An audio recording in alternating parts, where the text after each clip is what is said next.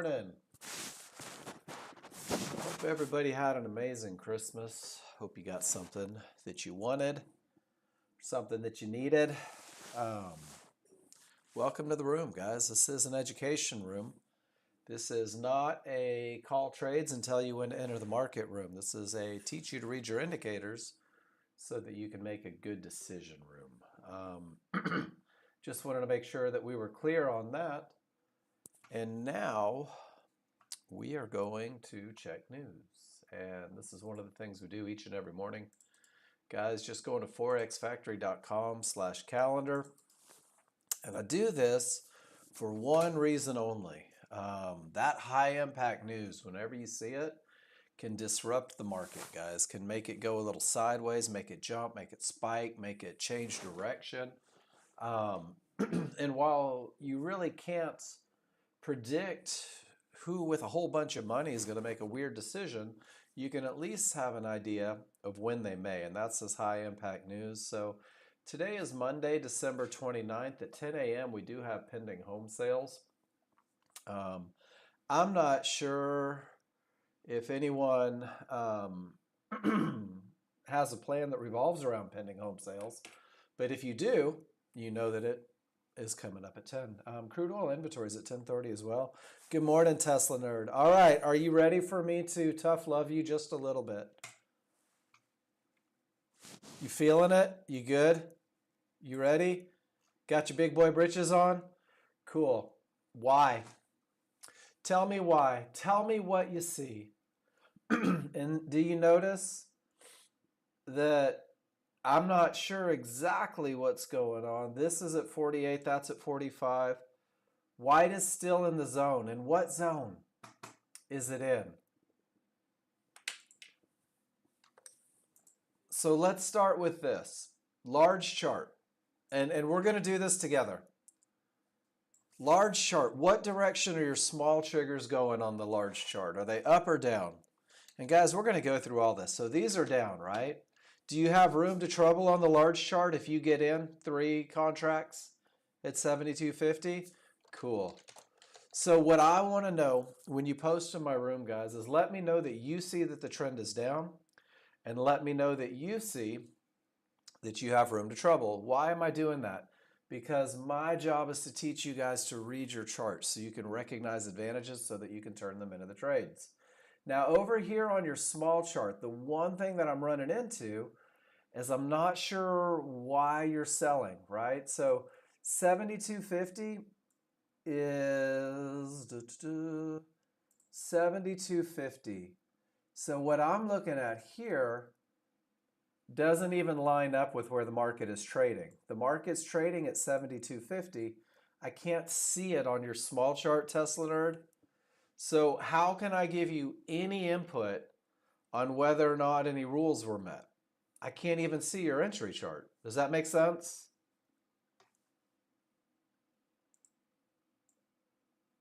$72.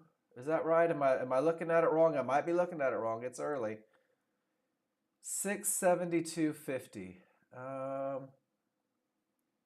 25, 670. So we're like 50 points lower. 672.50. 672.50 is right here. So you're saying would have a first red candle. Okay. So dig it. So let's do this. It's 72.50. And I realize that we are fully learning how to speak to one another as you learn this software. But it's 72.50. What on the small chart makes you feel like it's time for a short trade? The triggers are down. I like that, right? You got a red candle. You got a red candle surrounding both sides of the white candle. So you had a down bar. You also had a down bar here. Now the challenge is, I know you're running without zones. We're trading directly into zones. Actually, that was below the zone. So the rules say, and Tesla Nerd, this is what we're going to talk about in just a minute here as we get into the little PowerPoint. So what I teach in the room is that for an entry, wait for a pullback to an area, then red candle, as you call it, that finishes below those small triggers. And these are your small triggers. And your software is telling you to be patient, to wait, don't do it. That's the first shot. And that's from an outer band, which really isn't an area. But let's see what it does. Tries to push down, and there's just nowhere to go on the large chart. I like your thought process. I like that you're saying, okay, everything's going down. I want to go down with it. But I want you to start having conversations with me. If you really want to learn to do what we do, tell me what you see. Tell me how you're reading your indicators. And then what happens is we will refine. Every picture you post, we'll have a conversation. Every conversation we have will take you one step closer to getting good at reading these T3 indicators and giving yourself the highest chance of success with what we do. We're off to a good start though, and I love this because what we're doing is we're learning to talk to each other. And that's a big part of what we do, guys. We're going to learn to read indicators, but this classroom is a conversation. So Tesla Nerd Virtual, high fives coming at you for even having the courage to post in the room. We're going to learn to read indicators, guys. This is my whole job description. When I fill out a resume, it says I teach people to read indicators. I teach people to read their charts. I teach people to recognize advantages. And then you guys get to take those advantages and turn them into trades. And what you're going to find is that about 90% of your day is just reading indicators and waiting for those advantages and sitting on your hands and being really patient and saying to yourself, gosh, I know exactly, 99 Phil, yeah, I know exactly what I'm looking for to enter the market. I know exactly what my indicators have to tell me, and until they do, I'm cool doing nothing. That's your 90%. Now 10% is actively trading. 10% is having the courage to pull the trigger when the rules are true. And guys, you're going to develop that courage over time, and what you're going to find is that what I teach in this room, high probability trend trades, these are trades that typically win in the 70 to 80% range. But you've got to be consistent in the methodology. You've got to wait for those advantages. You've got to pull the trigger when it says to, and you got to be willing to do nothing when there's nothing to do. Through your chart reading, you're going to understand a couple different things. You're going to understand where the market is likely to continue, where it's likely to go, and where it's likely to stop. These concepts become ways to enter. That's your likely to continue. Ways to manage. That's going to be your likely to go. And embracing the 90%. That's those likely to stop areas. Now I'm going to give you a gospel truth that I know about the markets, and there's not a whole lot of them, to be honest with you. Markets trend, right? And in an uptrend, and you guys that have been looking at markets for more than 17 minutes in your life, have you ever noticed that even in an uptrend, there always seems to be some sort of fight, and then they just continue? And in a downtrend, there always seems to be some sort of fight, and then they continue. We are about to, together, because, it's a collective in the room, we're going to pinpoint right where that fight is most likely to be lost, guys. And this is what a trend trade does for you, is it first establishes the trend, then it embraces that there's always a fight, and you're going to pinpoint right where that fight is most likely to be lost so you can continue with the trend. That's going to be your first trade. And guys, it's your first trade because it's the easiest trade. It's the highest probability trade.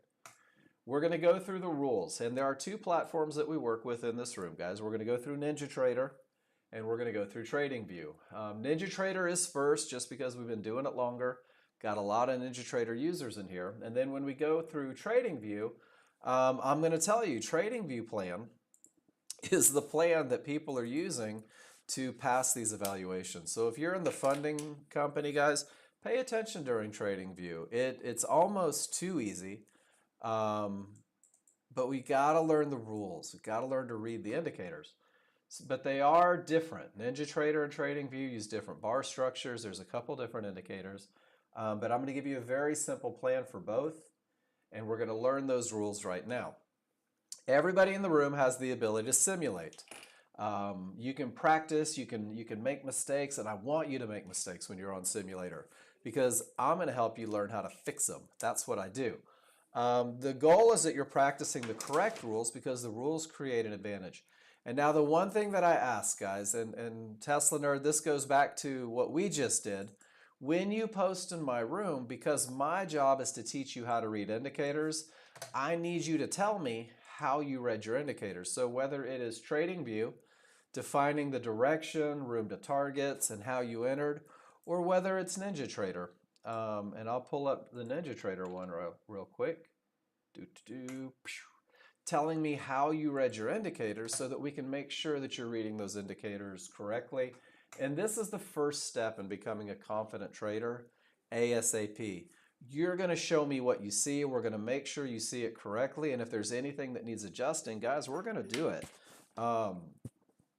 And keep it simple. That's probably my battle cry. I'm very right-brained. Hey, good morning, Justin. Good to see you. Had an amazing Christmas. I am a simplicity guy. I am someone who embraces the absolute fewest moving parts to get the job done. What we do in this room kind of revolves around that, guys. I hand you two plans. They are both labeled the KISS plan. I'm going to drop them in the room right now. In the KISS plans, embrace simplicity. And the KISS plans are stepping stones in your learning journey. They're designed to teach you how to read your indicators. And these trades on the KISS plans are designed to optimize your chances of success. One of my favorite sayings, and I have no idea where it came from, was that confidence comes through the memory of success. And guys, if you can come out of the gates being successful, that confidence is going to carry you next level. You will ultimately craft a plan tailored to your personal goals, and it'll be based on your experience reading the indicators, guys. Once you learn how to do it easy, you're going to see that there's a lot of opportunity in the market, a lot of opportunity with the software. But if you don't learn how to read your indicators first, if you chase the money rather than the process, very often you find yourself in a bad position. So keep it very, very simple. The plan that I give you is only 2 looks. The trades are patterns, guys.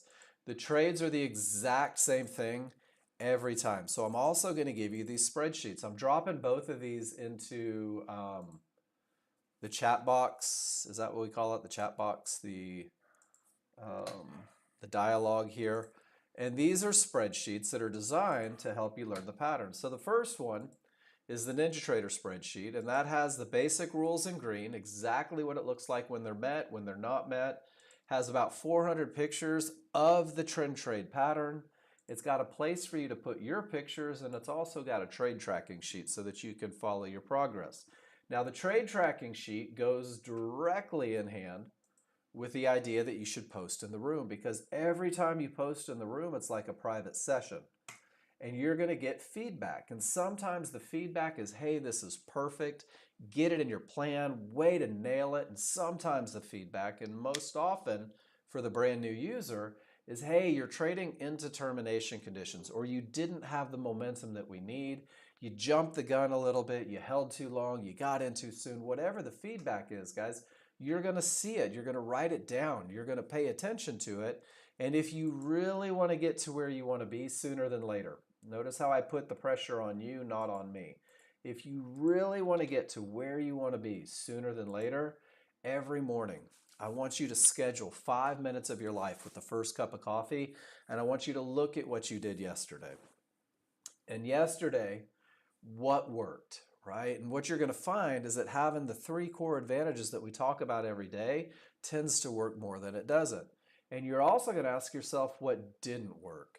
Some of you love to trade into areas that could stop the market. You're going to recognize that that didn't work. Some of you are going to jump into moves late or without the proper advantages, and you're going to say to yourself, man, that doesn't work.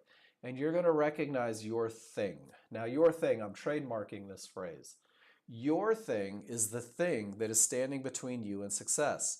If you post in my room, I'm going to see your thing before you do. If you post in my room, I'm going to help you fix that thing before it becomes too problematic and before it frustrates you, because our things do frustrate us, guys. So post in the room, learn what it looks like to have your rules met, and then understand that as we move forward, and we will start on NinjaTrader, it's only 3 rules. And some of you were saying, but Mark, there's no way you could win trades up to 70% of the time with only 3 rules. To which I reply, haha, we do, and you can, guys. Each rule, when met, creates an advantage. So the rules are in white, the advantages are in yellow. A trade has nothing to do with your desire to win money. A trade has nothing to do with your need to pay the mortgage. A trade has nothing to do with the money that you owe your loan shark, guys. A trade is nothing more than the accumulation of momentum plus a clear path plus an entry area. Rule 1, strong triggers, gives us the first advantage. Rule 2, no terminations. Those are those likely to stop areas, gives us the clear path. And rule number 3 is nothing more than defining that point where that fight is most likely to be lost. That little blip in the trend, we're going to know exactly where it's coming from. These 3 rules happen on only 2 charts, guys. 5 things to think about. There is a large chart. Now, this is a very slow chart. That's a broad stroke of a brush, shows the overall opinion of the market. It takes 1 bar, the most current bar, to define direction, letting you know which direction the trend is moving so that you can look for rules to be met in that direction. It will define the momentum of the market, making sure that rule number 1 is met on that large chart, and it will define the areas that could be problematic. That's rule number 2. Rules 1 and 2, not rules half, must be met on the large chart, guys, and they are met in the first bar. So when the rules are true, we turn our attention to a small chart. It's an entry chart. That's all it is. And it is defining exactly where that little blip against the overall trend is most likely to fail, guys. Your entry chart inside of that 1 bar in a successful trend trade will show you a pullback, a little retracement, counter to the trend. It'll show you a bounce from an area, typically inside of triggers. That's how you're going to define it. And it'll show you the continuation of the trend. All of this is inside of that 1 bar. So those first 2 advantages are never lost in the successful trade. It's just a little refinement process to reduce risk and maximize profit potential. We use 2 charts. This is for both platforms because, you know what? Write this down. Go steal your wife's lipstick, put it on the mirror. Guys, you are not in charge. Your 2 contracts have no bearing on what the market does. The market doesn't even know you exist. So we let the large crowd, the people that create trends, that establish momentum, that react at areas, we let them lead the way. And we're like remoras to the shark. We're going to let them create the trend, establish the momentum, get clear of the areas, and we're going to find a way to just ride their coattails. Now the small chart, your entry chart, this is the small crowd. These are the fighters, the ne'er-do-wellers, and they create that little blip, that little retracement, that tiny little fight that is counter to everything that the large crowd wants. Rule number 3 is designed to get you into the market right where the small crowd is most likely to lose. And here's the cool thing. When the large chart rules are met, they typically lose 70 to 80% of the time, which means that when you learn the high probability trend trade, you're taking a trade that just creates a pattern that you can prove with a little bit of study, typically wins 70 to 80% of the time. It takes most people about a week to learn the pattern. It takes most people about 90 days to trust it because it's difficult to buy a market when it looks like it's going down. You're going to learn to trust the large chart, to believe in the large chart, and you're going to find some amazing opportunities using these indicators. And here are the indicators. So first, areas. When I say areas, I'm talking about a horizontal line on your chart. They all have names. There's magenta divergence high lines. This means that the buyers were in control. The sellers told them to get bent and pushed it down. That line in the sand shows the exact point where the buyers lost out and the sellers took over. It is cyan when the same thing happens from a low. You can call it hot pink and baby blue if you want. Fibonacci resistance. In an uptrend, this is a point that could stop the market, that could create a reversal. In a downtrend, Fibonacci support, the blue line does the exact same thing. Yellow one-to-ones are in the moment fibs, and depending on the trend of the market, they can behave as resistance or they can behave as support. And when we talk about areas, if the market is in an uptrend, any area that it reaches, a divergence high, resistance, or one-to-ones, can be described as resistance. We can go to just one simple word. In a downtrend, divergence lows, Fibonacci support, yellow one-to-ones, they can all be referred to as support. So we're going to have resistance and support, and you're going to learn how to calculate right where the best of the best move in between those areas are to find a way to make a little money, hopefully. We're also going to use triggers. Triggers there's two. There are small triggers, two solid lines. There are large triggers, two dashed lines. All you need to know is small and large. That's it. If you know that much, you know everything you need to know. Small triggers are a fast moving average, guys. No matter what time frame, big or small chart, they're always the small triggers. Large triggers are the slower moving. They're dashed, same on any time frame. When they are green, they're going up. When they're red, they're going down. Same is true of the background. When the background is green behind that first bar, it's going up. When it's red, it's going down. Guys, you're going to use trigger lines to define momentum for rule number 1. You're going to use trigger lines to define termination conditions, areas that could stop the market, in rule number 2. You're also going to use those large trigger lines to pinpoint exactly where the small crowd is most likely to fail, and you're going to use those for your entries, rule number 3. You are learning to read triggers right now, and you're doing it with only 3 rules. Are there any questions before I get into the rules? I love to do a 101 class on Monday, get you guys focused for the week. Guys, it's only 3. Let's break them down. Let's learn them individually, and then let's create a trade with them. Large chart, big chart, slow crowd, whatever you want to call them. Large crowd, guys, they have to have strong trigger lines. That's the advantage of momentum. That's rule number 1. Strong triggers has nothing to do with areas. Strong triggers has nothing to do with price bars. Strong triggers is one look, guys. It is separation between the small and large. Separation equals strength. So in an uptrend, when the background is green, your small triggers have to be up and above the large triggers. The large triggers have to be wide, angled in the direction of the trend. And that space between the two lets me know that the odds are favorable for the market to continue up. In a downtrend, red background, you'll notice that the triggers are down as well. Smalls break below the large triggers, large or wide, space between. Space means strength. Strength gives us the advantage of momentum. The odds are favorable for that market to continue down. You're going to hear odds favorable momentum in this room, guys, and that odds favorable momentum can push a market in the direction of the trend. It's what we look for to help us break key Fibonacci areas.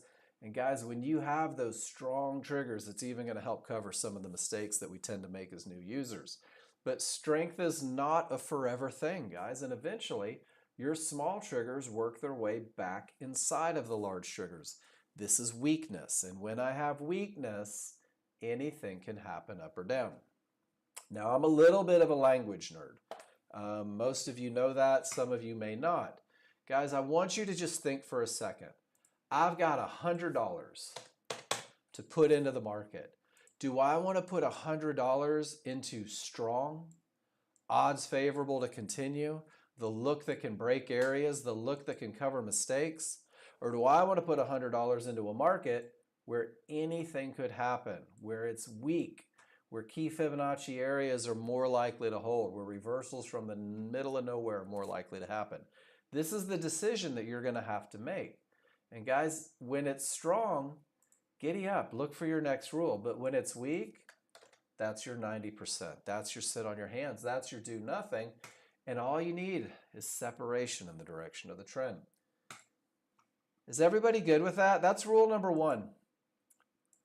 Separation is strength, breaks right through the area. Weakness, look at the big ugly retracement. Oh my gosh. Weakness, look at the bounce happening. Egads and little fishes. No reason to lose a short in either spot, guys. And once you have momentum, we're going to make sure there's nothing in the way. We're going to make sure that there are no brick walls, no key areas that could stop a market. Your large crowd reacts at the key areas on that large chart, those horizontal lines. And you don't have to know the names of those lines, but you have to understand and accept that any horizontal line on a large chart can stop forward progress. Any line on a large chart is where the large crowd is most likely to make decisions, where buyers buy and sellers sell, where fights happen. So to define a line as a termination condition, to say absolutely no trades into that area, I don't have a clear path, it begins with allowing the large crowd to get there. So your dynamic Renko bars make it to resistance.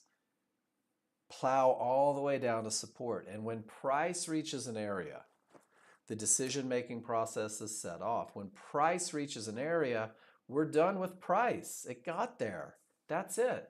Now the trigger lines tell you everything that you need to know about that area.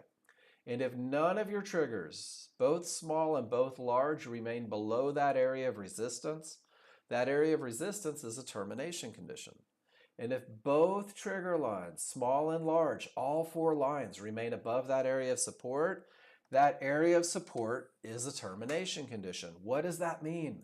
That means that when price gets to that area and the triggers don't break, there are three things that are going to happen.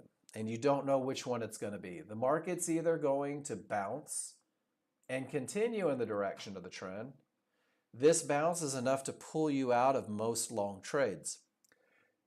The market could also just break, smash right through. Typically happens with odds favorable momentum, or that line could reverse the market completely. Make those green triggers turn red. If it does that, we call that a strong top or a strong bottom. That is rule number one for the second trade on the plan that I gave you for NinjaTrader. So it could break, it could bounce, it could reverse. And man, all of you alphas absolutely hate this. I have no idea what it's going to do. I'll wait for the reaction. Does that make sense, everybody? If you can't predict what the reaction is going to be, doesn't it make sense to allow the large crowd to show you what the reaction is going to be? And when weak triggers get to Fibonacci support, look at the big untradeable bounce, and it goes right to resistance, and none of the triggers break, and the market continues down. And now we're at Fibonacci support with weak triggers, and I'll be damned. The market is bouncing up. That would be that untradeable bounce. The top came from resistance. The bottom came from divergence lows.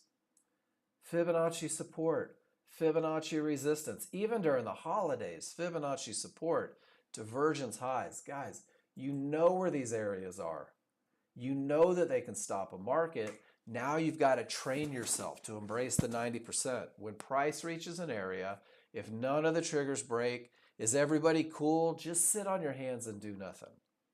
Wait for the reaction. If it's going to break, if the market's going to continue, it'll continue. The triggers will tell the story. And when areas break rather than reverse, it looks just like this, guys. So price reaches Fibonacci support. When you hit Fibonacci support, both small triggers and large triggers are still above. Every line you hit will be a termination condition, at least for a moment. I'm going to let you in on that secret. If you're already in a short position, you may choose to hold with that momentum. But if you are not in a position yet, Rule number 2 says absolutely no trades into Fibonacci support. Wait for the reaction. Now the triggers, not price bars, will tell you if this area has the potential to break. And if your small triggers absolutely smash through that area, we call this a 50-50 look. 50% of your trigger lines are through, 50% remain above. And what this tells me is that this area of Fibonacci support has the potential to break. Because of the momentum, because of the trigger location, the potential is there. This is the second trade on the plan that I give you. And guys, this trade is more likely to win if 3 of the 4 trigger lines have made it through support. But it's a medium probability trade, not high probability, because we're working with potential. Must be managed assertively. But once 4 trigger lines, small and large, get below that area of support, guys, that area of support is broken. It's in the rear view mirror. It actually behaves as resistance. And your path remains clear all the way until you hit the next line. And when you hit the next line, we go right back to number 1. Is everybody good with that? It's a pretty simple recipe. No triggers, no trades. Wait for the reaction. Wouldn't you feel fortunate? Down here at support, price reached support. Even though the price bar got through, the trigger lines didn't. Support held, it reversed, strong bottom. Boom, right into resistance. Wait for the reaction. Potential to break, manage assertively. Clear path, go cat go. You got everything you need to go look for an entry. Resistance becomes support, and guys, the path is clear until you reach the next area.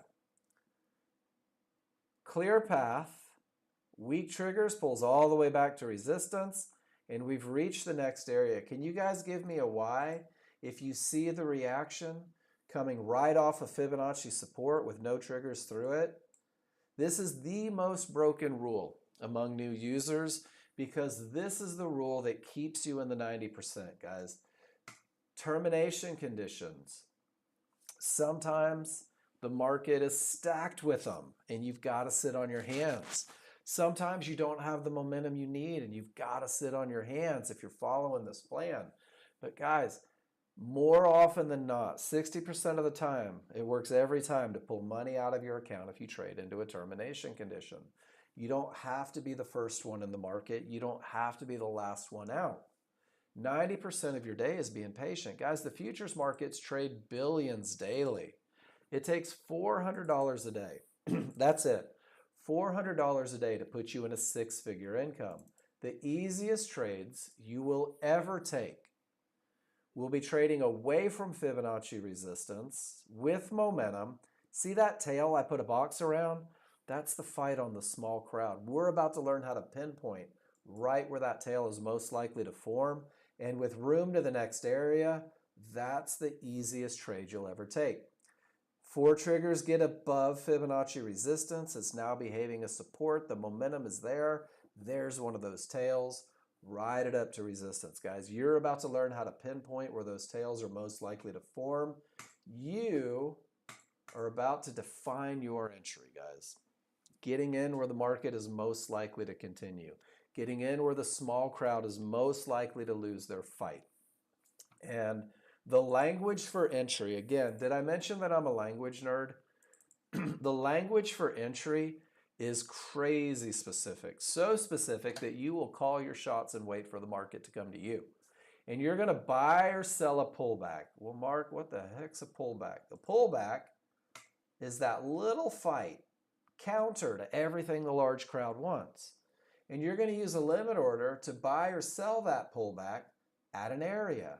Why? Because areas create bounces. You're going to use Fibonacci support or resistance, yellow 1-to-1s, or a mid-band. And that area must be inside of triggers. It's highlighted. It's underlined.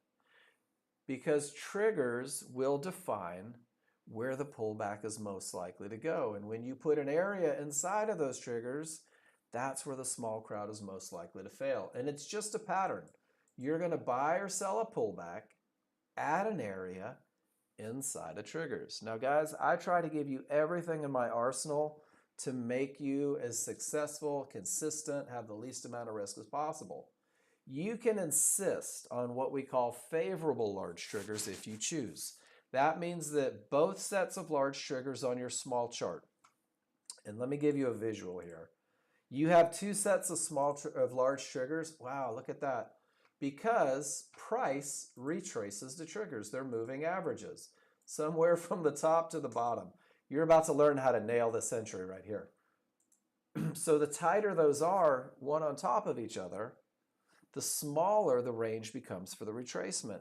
The least amount of room there is to put areas inside of it, the lower risk you'll have and the more accurate you are in your entries. So this is your entry pattern for a long trade. Everything says up. Large crowd is in control. Momentum is there, clear path, everything's green, and your small chart is absolutely screaming north. And right about here, you're angry. Right about here, you're like, son of a gun. It's going without me. I'm never going to get paid. I hate Nexgen. I hate Mark Novak. Trading is stupid. And you're going to have that fear of missing out. And then the reversal starts, guys. This pattern is consistent. You're going to see it a lot. Here comes the fight. The reversal bar begins to pull back. Well, you can predict exactly where that reversal bar, where that retracement is most likely to go. Somewhere from the top of those triggers to the bottom of those triggers, guys. That's your retracement zone. And you don't know where. It could go to the, whoop, that's the wrong one. It could go to the top. It could rattle around somewhere inside. It could go to the bottom. But from the top line to the bottom line, that's where the market is most likely to retrace. But trigger lines aren't bouncy. I wish they were. They're not. You need an area. You need yellow 1-to-1s. You need Fibonacci support. You need a mid-band. But here's the deal. That line has to be inside of areas. So that fib is not a part of the equation. It's either going to be, in a successful trade, that mid-band or these 1-to-1s. So you can define right where the market is most likely to retrace. You can pinpoint right where it's most likely to bounce and continue with the advantages on the large chart. Because of the momentum and path on the large chart, your limit order goes just above the highest point of support. And this is your entry for the highest probability trend trade. And you know that it could push lower, but you don't care. You're not going to miss that trade. And it could go to the lower support, and that's okay. The rule number 3 is still in play. The edge is still in place. And it could go all the way to the bottom of the retracement zone, and you're going to sweat, but you're still in the range, and life is good, and you're going to learn to trust this. But if you get below those triggers, about 4 or 5 ticks, guys, when you get outside of the retracement zone, beyond the areas likely to hold the market, this is where the market should not go. This is actually where you're going to cut ties with that trade, where you're going to put your initial stop. And guys, once you get below these large triggers, you don't know if, when, or where that market is going to continue with the large chart advantages. Same is true in a short trade. Reversal bar begins the pullback. It's hard to wait for it, but it typically comes. Trigger lines define the retracement zone somewhere from the bottom to the top. It's the area inside. It's like a brick wall to a tennis ball. That's where the market is most likely to bounce, where it's most likely to continue with the large chart advantages. Any line on the wrong side of those triggers, rule number 3 is not in play. The advantage is not in place. This is not where we're getting into the market, because once you get beyond those triggers, you don't know if, when, or where that market is going to continue down, which means, whoops, that's the wrong picture. There it is. Initial stops are placed where the market should not go. This is outlined on the KISS plan that I gave you. Here's the cool thing though. With your great entry, once you get a reversal bar in the direction of your trade, you can reduce risk a couple ticks above it. And it's not uncommon to see Nexgen users have 3 or 4 ticks of risk because they followed the plan and pinpointed their entries. And guys, It is nothing but a pattern. When the large chart says up, when the large chart has momentum and at least the potential to break, there's your pullback right to the area right inside of triggers. This was the 6th of November this year. There's all the momentum. There's the potential to break. Inside of that one bar is the pullback directly to support inside of triggers. There's the continuation. The exact same pattern from 2021. We don't trade the tails. We trade pullbacks to areas, but we can go back historically and look at these tails and see if the rules were met. Guys, there's the same thing from 20 to 22. So we're learning a pattern right now. We're learning how to identify when the market has momentum. We're learning to identify when the market has room to trouble, the potential to break. And guys, this one was directly into a termination condition, but look at the pullback directly to support in the retracement zone, and it never goes where the market shouldn't. And sure enough, look at all that momentum directly from a termination condition. They launched it into the stratosphere. You'll find your way, guys. You will find your way. Let's see if crude oil follows patterns. Crude oil's been pretty much straight on all day, right? Weakness, pull back to support, no triggers, up to resistance, only the potential, back to support, right to a divergence high, and now the market appears to be heading down. Guys, nothing to do at all. No rules met. So before we go, are there any questions? And we're going to go to TradingView next. Are there any questions about defining momentum with strong trigger lines? It's one look. It's separation. It's the easiest lesson you're going to get in my room all day long. And then once you understand momentum, you say to yourself, I'm going to learn how to identify termination conditions. I'm going to learn the stupid simple recipe to make sure that I don't trade into areas that could stop the market. I'm going to learn how to count trigger lines every time I get to a line. And no triggers means no trade. 2 triggers means it's got the potential, but it's not broken. 3 triggers gives me the opportunity to trade that potential. And 4 triggers gives me a clear path. And this never changes. All you have to do is count triggers. I just dropped that picture in the room for you guys as well. And then finally, once you have momentum and path, can you define that entry? Can you recognize an area inside of triggers? And if you do, my friends, you have the highest probability trend trade you could ever take. It's just a pattern. Learn the pattern, learn the process that yields results. And from this trade, you may look at your charts and say, wow, I don't have one of those 3 advantages. I'm only working with 66% of the good stuff. This is a medium probability trade. I'll have to manage it assertively.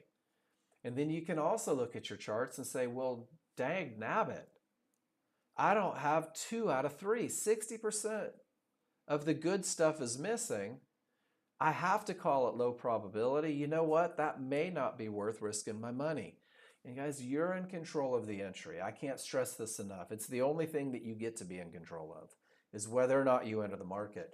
Knowing what's working for you, what's working against you, it helps you make decisions not only on whether you're willing to enter a trade, but also how aggressively you may need to manage it. So learn momentum, learn clear path. Once you have these 2, it's the keys to the kingdom. From those 2, define your first entry and understand that there is a myriad of opportunity outside of these patterns. You guys want to see something really cool? Just say yes, because I'm going to show you anyway, so let's pretend like you wanted to see this. Guys, when I say that what we do is patterns, thank you, Phil. I love it because I do this probably 3 times a month.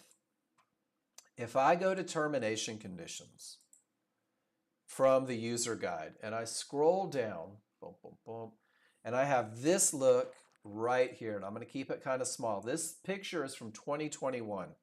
and it's price pulling up and hitting an area and pulling all the way back and then retesting that divergence high and ultimately reversing the market. It looks kind of familiar with what's happening right now, doesn't it? Doesn't break, pulls all the way back to the midband and support, goes and retests that divergence high, and Downsville, population U. 3 minutes ago, almost 5 years ago. Guys, once you learn the patterns, trading becomes effortless. Once you understand that there's only 3 rules and 2 charts and you don't have to complicate it, trading becomes effortless. So that's NinjaTrader, guys. Now we're going to go TradingView. If you are one of my recovering NinjaTrader traders, this is different. It uses different bars, guys. It uses different bar structure. Uses minute bars, not Renko bars. Once you learn the patterns, you need to learn the patterns in your mind. Yeah, I think so. Guys, TradingView is only 3 rules, and the 3 rules are only 2 charts. And you're using a 15-minute chart for your large chart. Guys, 15 minutes is a long time. I mean a long time. So we're going to use it to define direction, momentum, key targets, termination conditions. And then we're going to use a 1 minute to define the immediate strength and entry points. And once again, and I like to bring this up, guys, this pattern has been taught through Nexgen for the last 20 years.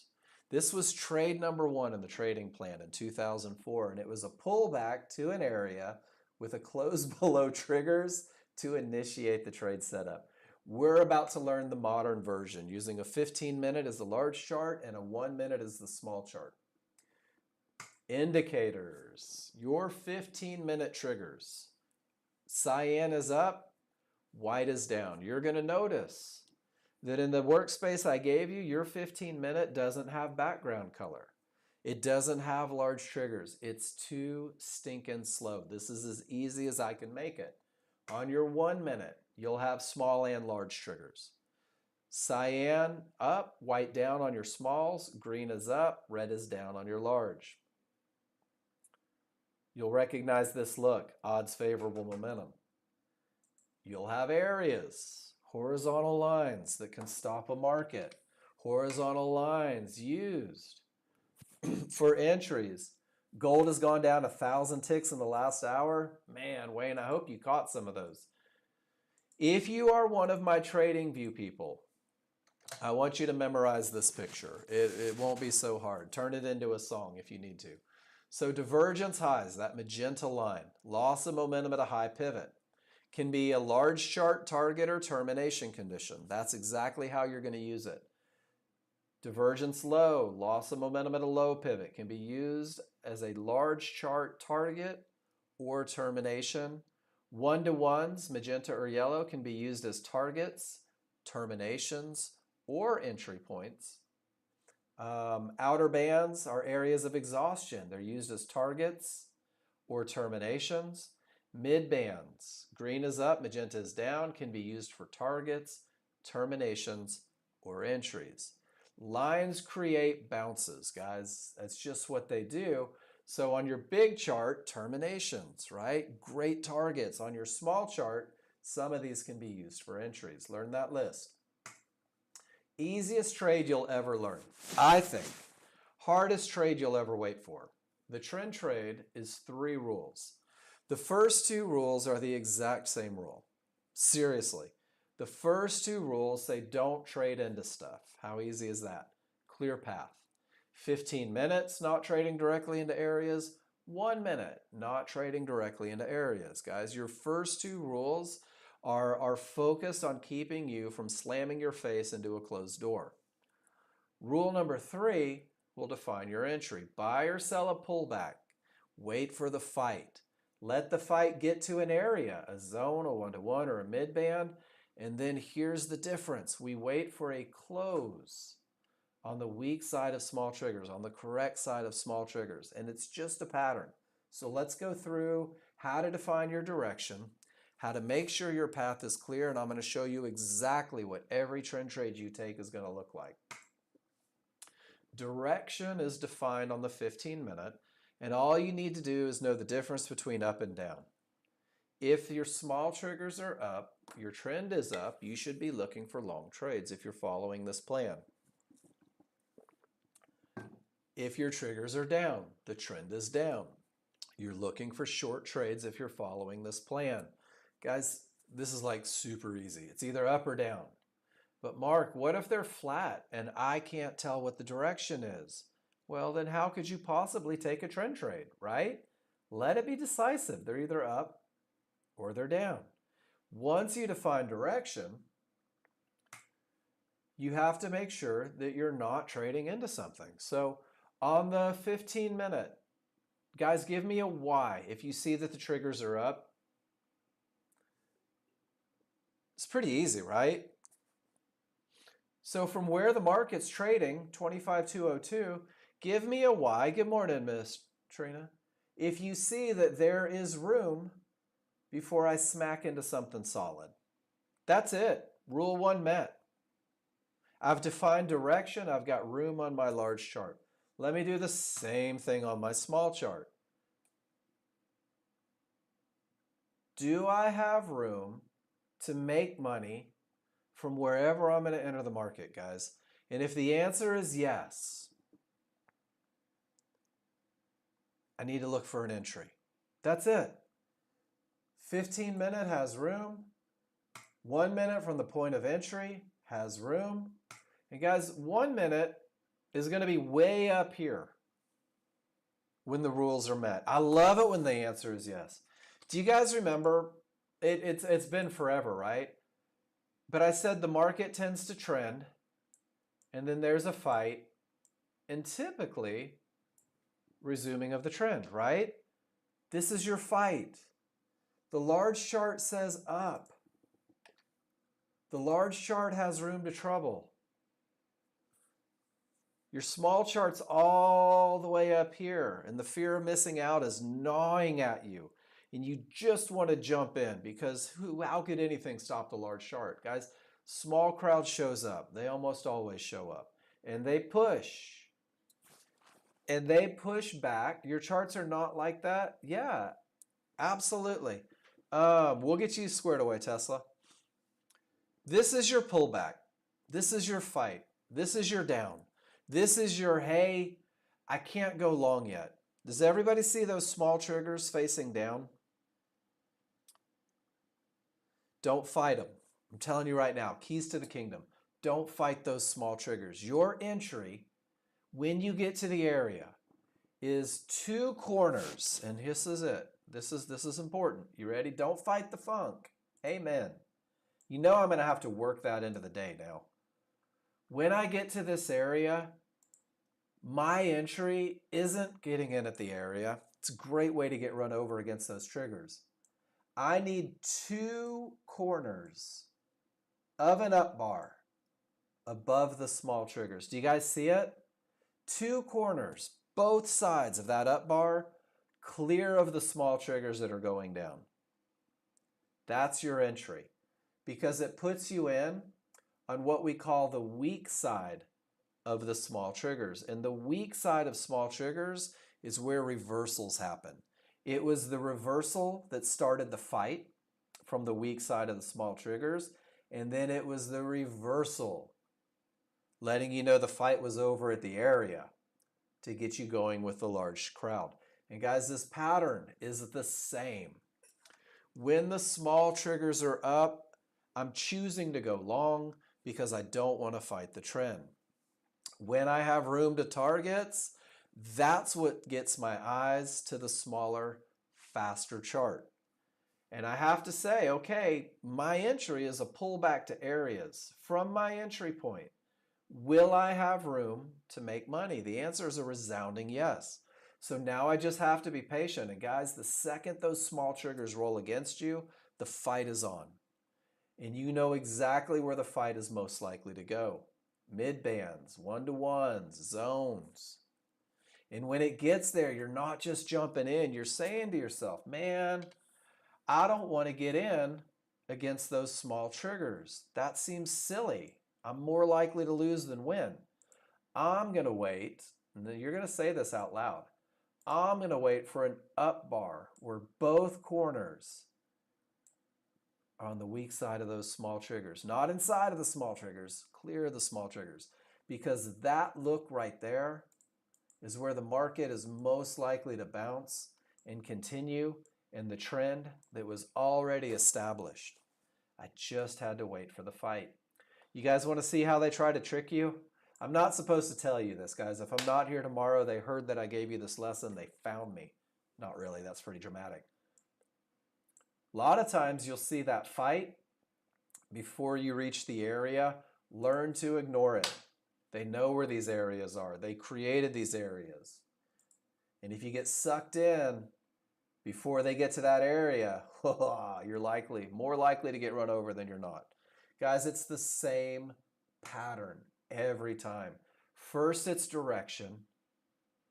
Then it's room to trouble. Wait for the fight. Small triggers roll up when everything says down. It lets you know, hey, here comes the fight. Wait for it to get to the area. Wait for the down bar that closes on the weak side of the triggers. And enjoy the spoils more often than not. This is a pattern that you can prove wins more than it loses. And guys, this pattern sets up all day long. All you have to do is learn it.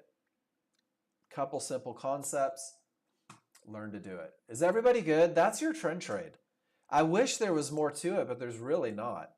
Do you see how the triggers are up? From where the market is, I've got room to trouble. Here's my pullback to the area. If I get a close on the correct side of the triggers, guess what? That would constitute a trend trade. But here's the challenge. It is tight. There's really nowhere to go, which means I'm cool, doing nothing. I'm all right sitting on my hands. My money is worth waiting. You guys remember in 7th grade when Susie broke your heart and your mom put her hand on your head and said, "That's okay, sweetie. Girls are like buses," or told you, "Boys are like buses." Another one's coming along. Guys, billions of dollars traded in this market every day. Find your 400 to 500 consistently. Let it be easy. Hey, good morning, Ed. Hope you had a great holiday. And now we're going to talk a little bit about management, because management is where the good stuff happens, guys. Management is where you're going to learn how to make money. Management is where you're going to take these great entries and you're going to turn them into awesome trades. You will know on TradingView how you're going to manage your trade before you ever enter the trade, guys. They're on the large triggers. So can you guys give me a Y if you see that they're up? I hope so. My most current price is currently below the small triggers. Can you guys see that? There's your highlighted price. There's the corners of the bar. They're below the triggers. Well, there's 3 places price could be. It could be above, to the left. It could be inside, or it could be to the right. Let's say left, center, right. Because whether these triggers are going up or down, left, center, right holds true. The left side, if price is trading up here, well, that's the strong side of triggers. The strong side of triggers, I want you to think odds favorable momentum. This is where 1-minute areas are most likely to break. Guys, they're not guaranteed to break. Don't use the strong side of triggers as a reason to break your rules. Your rules are designed to be followed because they create an edge. But the strong side, this is where I may hold for bigger moves. This is where I might get break even when I reach an area because I'm on the strong side of triggers. Now, if I'm right of the triggers, this is the weak side. This is where reversals come from, right? But guys, here's the deal. This is a 15-minute trigger. A trade from the weak side is no more risky than a trade from the strong side, because in a 15-minute trigger, you may get a bar that goes from weak all the way to strong. All this says is, hey, 1-minute areas are more likely to bounce. There is no shame in getting paid at those areas and waiting for the next trade. managing assertively from the weak side of the triggers. And if you're in transition, this is where you have to learn how to split contracts, because from the transition, this is where I'm going to take a little money off at 1 minute trouble. I'm going to get to break even because it could still run, but I'm not willing to risk anything, right? Guys, the goal of trading is to get paid. The better your entry is, the less risk you're going to have, the more room to trouble you're going to have, the more time you're going to have to manage trades. You will have to make the decision how much room is enough room. Guys, I am really good at reading indicators, and I am really quick moving my stops and targets. If I don't have at least $100 before I hit something solid on my 1 minute, I choose not to trade. You're going to have to pick your own number. But the less room you have, the less time you're going to have to react. So make sure that you make good decisions with that. There was your close above, right? But there was no room. And look what's happening. Resistance creates a bounce right back down. But that's damn near perfect. Triggers are up from the weak side, pulls back to the area. There's your first close above. There's your second close above. And guys, there's just nowhere for it to go. But do you see it? Sure enough, small triggers rolled all the way down. Didn't give you a close on the correct side of the triggers until the lowest area. We'll see if that's where the market decides to continue back up. There's just no room, and that's the challenge. Does that make sense, everybody? Same pattern. What did the S&P do? S&P looks a little different. The triggers were up, pulled back, never gives an entry. That was your first entry, but your small triggers are rolling down, right? Gold, Wayne said gold just fell out of bed. Was there an opportunity? Uh-oh, triggers down, room to trouble, pull back to the area, close on the right side. I'll be damned, let's make some money. There's your pattern. Pretty cool, right? It happens. That's live. Tons of room. Nothing but room. Guys, if you got in at 95.8 and you just even took it down to 81.6, holy crap, that's $1,400 per contract. That doesn't suck. Not going to lie. That is not a bad morning. So your job is to learn how to enter, because great entries create manageable trades. Your job is to define direction, to recognize momentum, to make sure there's nothing in the way. And guys, understanding 90% of your day may be doing nothing. 90% of your day could be sitting on your hands. 90% of your day could be not taking a trade into support, not trading directly into resistance, not trading with weak triggers. And now I ask, are there any questions? Are there any questions about momentum, path? Are there any questions about direction? Are there any questions about entries?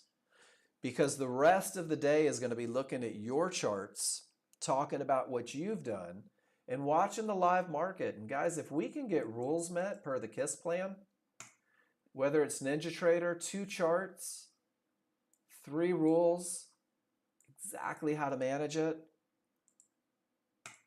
Oop, entry verbiage. Where's my trading view plan that I dropped in here? Basic workspace. Where to find your rules. How to read the 15-minute chart.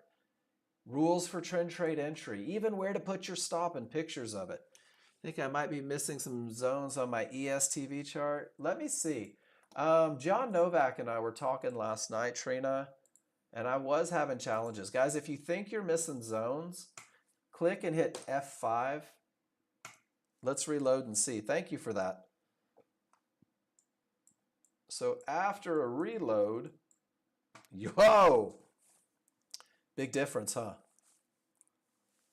Big difference. Phil says, I notice that the TV KISS defines the 15-minute no trade areas as one-to-ones, divergence highs, lows. It doesn't list the midband. No trade areas as Oh, momentum. Is that supposed to be momentum trade areas, Phil?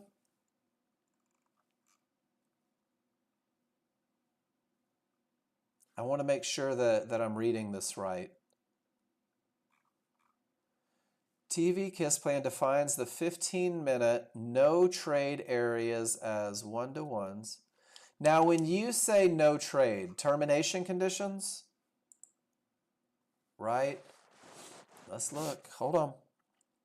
There is always the chance that I made a mistake. Midband can be used for targets, termination conditions, and entries. What do you think? Termination? Termination? Okay. But it can also be used for entries. So if I'm defining termination conditions, I'm not trading directly into one. But if I'm looking for a trend trade, I can trade from one. Does that make sense? Ah, so let's look at the 15-minute, not trading into one-to-ones, diverge. Here, watch this.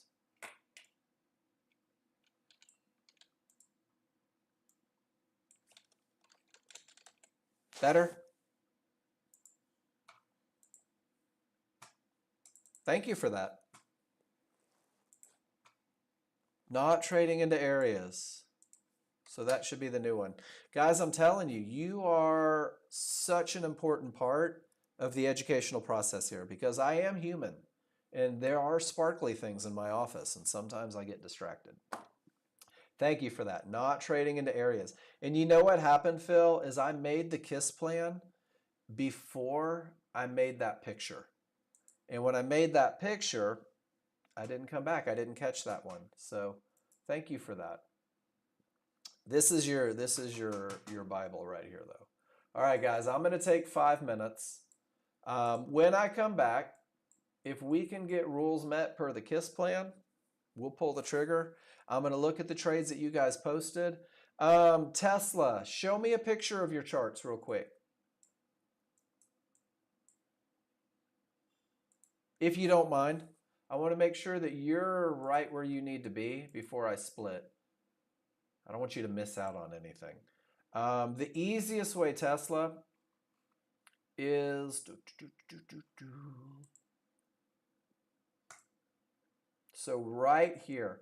Do you have flux charts, support and resistance, or chart prime? Are you running either of those?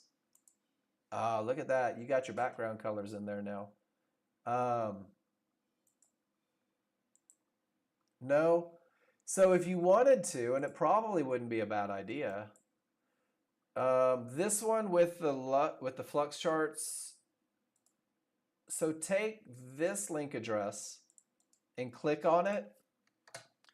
And when you click on it, view charts is what it's going to do. It's going to open it up in your browser.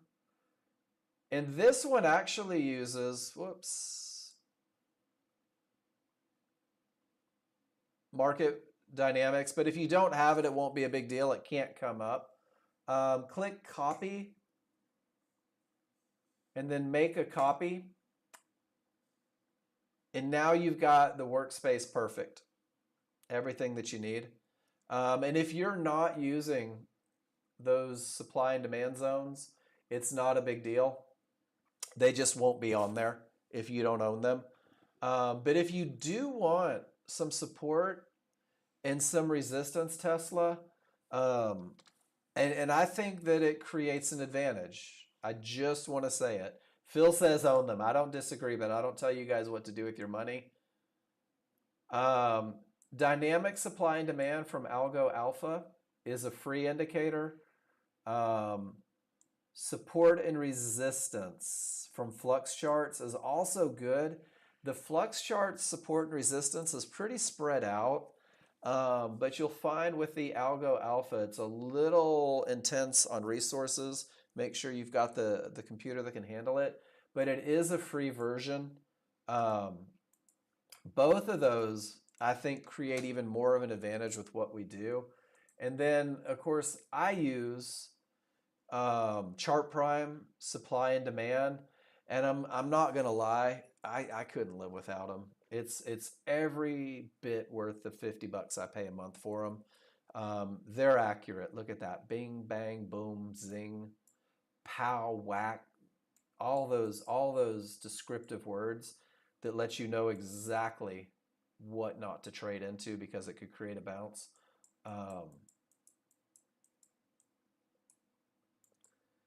The Batman words. So Tesla, let me know if following that link works for you, helps out. If you need help, when I get back, we'll get you some help before we start looking at charts. Guys, go stretch your legs. I'll be back in 5 minutes.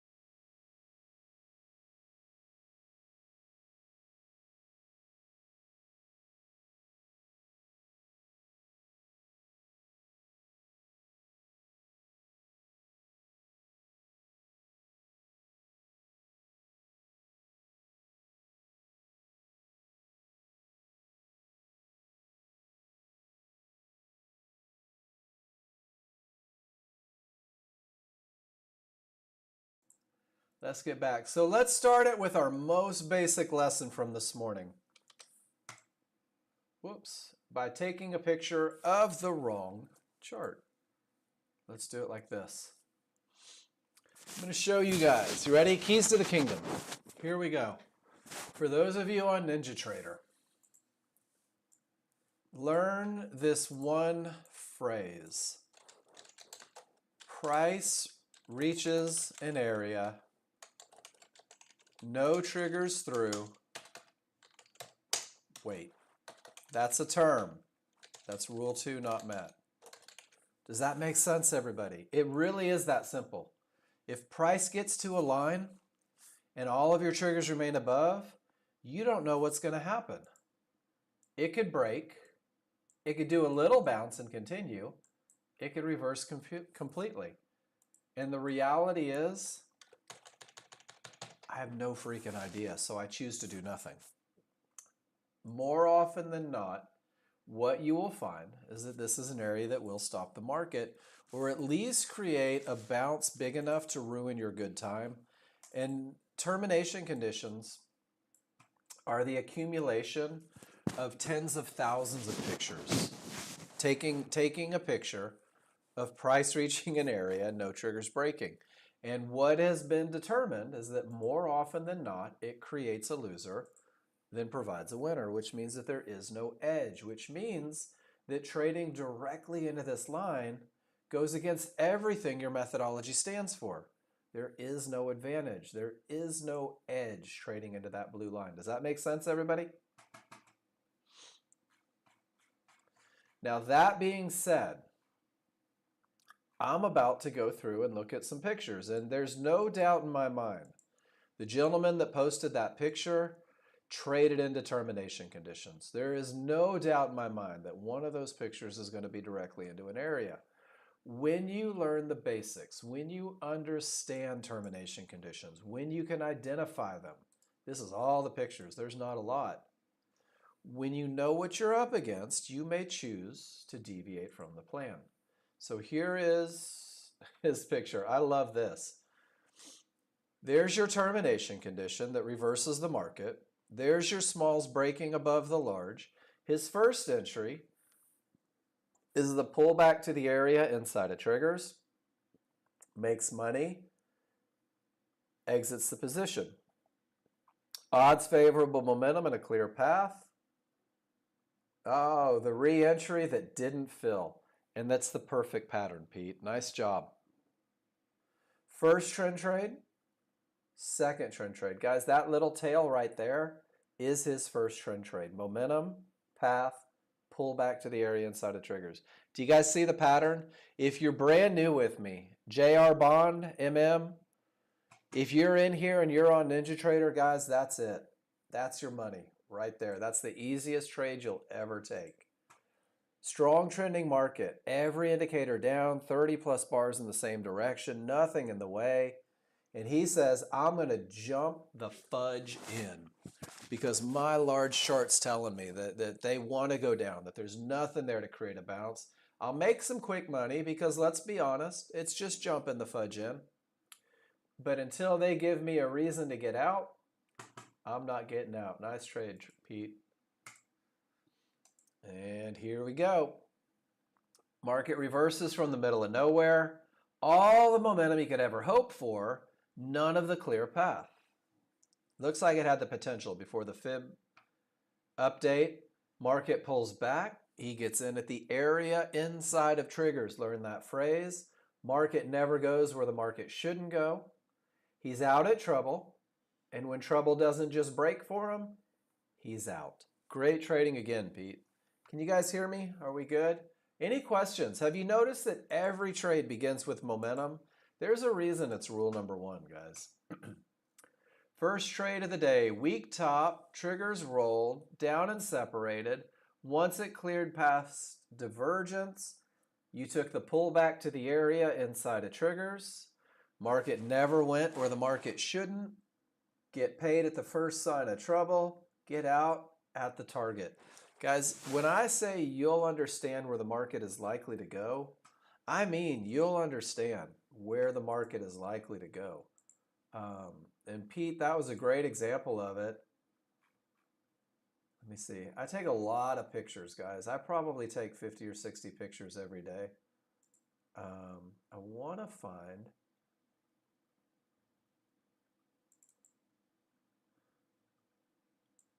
That was just trading from a termination. Where the market is likely to go. First area of support, second area of support. Guys, you're gonna pick these out. When a termination stops the market, I had like 8 divergences up here. They even made me go twice. I tried the first one, had to take the second one. But guys, I knew where the market was likely to go from that termination, right? And once you got momentum, it was likely to go to the next one. And I just out at the fib. Everything that I teach in this room, I implement. I do. That's my plan. All right. Victor, trend trade. Triggers are down. Prices on the weak side of triggers lets you know how to manage. Inside of supply and demand area on large chart. Small chart, minimal room, requires aggressive management. Your small chart was wide open. And looking back after the trade, Victor says, man, I was in that range. Which means that I didn't have a clear path. Is that right, Victor? That's what you realized after? Market pulls back, closed below. So everything but the large chart broke the rules. And it worked out. And it's funny that you did that, Victor. I'm going to show you another picture that I sent John Novak this morning. John Novak is my mentor, so I get to spend a lot of time talking to him, things that we see. Victor, I actually had made this picture before you took your trade. Look at how on these zones, guys, they stop at the bottom of the zone, but they also stop at the top of the zone. And it's wild how often they do that. So if you're one of my TradingView people and you see price in that zone, just know your path is not clear and you have knowingly broken rule number 1 for the trend trade. Does it mean you can't take the trade? Of course not. Do whatever you want. You're in control. But that's one of the things that you'll want to put on your radar and make sure that you're solid with. And then Victor, we have another one. So the trend trade, triggers are up, strong side, about $200, very small. We'll manage on small chart, next to trouble. All right, so Victor, I want you to see this one thing. Well, you see it. It's a prairie dog. What does that mean? It means that this is resistance. So those of you that are new in here, there's this concept called the prairie dog that absolutely eats y'all's lunch, like it was meant to do it. So I'm going to bring up the prairie dog slideshow because this is a good lesson for everybody. Does everyone recall that time when we were younger and more carefree? And I said that when resistance breaks, it becomes support. And when support breaks, it becomes resistance. So on TradingView with these big honking bars, resistance is always resistance until you get a full body of a bar beyond. Then it becomes support. This is price breaking, not this. And then it's support, and you can see that it behaves as support, and it continues, and it creates a giant bounce. And then when I get the full bar below, that's when it becomes resistance again. Is everybody good with that? This lesson will save your life on TradingView. The prairie dog is when you don't get that full bar. So price comes down and reaches support, and a lot of you in this room love to take that entry right there. Let me get the laser pointer. Pew, pew. You're like, oh, look, it closed below the triggers. And it's beyond trouble. But guys, this is still support. And look what happens. Ugh. Bad news, right? Little account drainer. Oh, look, the bar closed above trouble. Yeah, but trouble is still resistance. And guys, this is what we call the prairie dog. And some of you are going to take it anyway. And you're going to say, I'm going to take it because. And that's good. You're leaning on advantages and you're taking it for a reason, not because you believe that it's broken. And what happens is it never breaks and it's still support. Look for the higher. And And sure enough, it never breaks, and that resistance bounces the market down. And if you learn that one simple rule, you know that this is a risky trade. Why did he take it? Because he's up, because he's on the strong side, because he's got room on the large chart. And Victor says, I'm willing to take a shot to get to trouble. And you'll notice that he gets paid right at trouble. And he gets out all 3 contracts.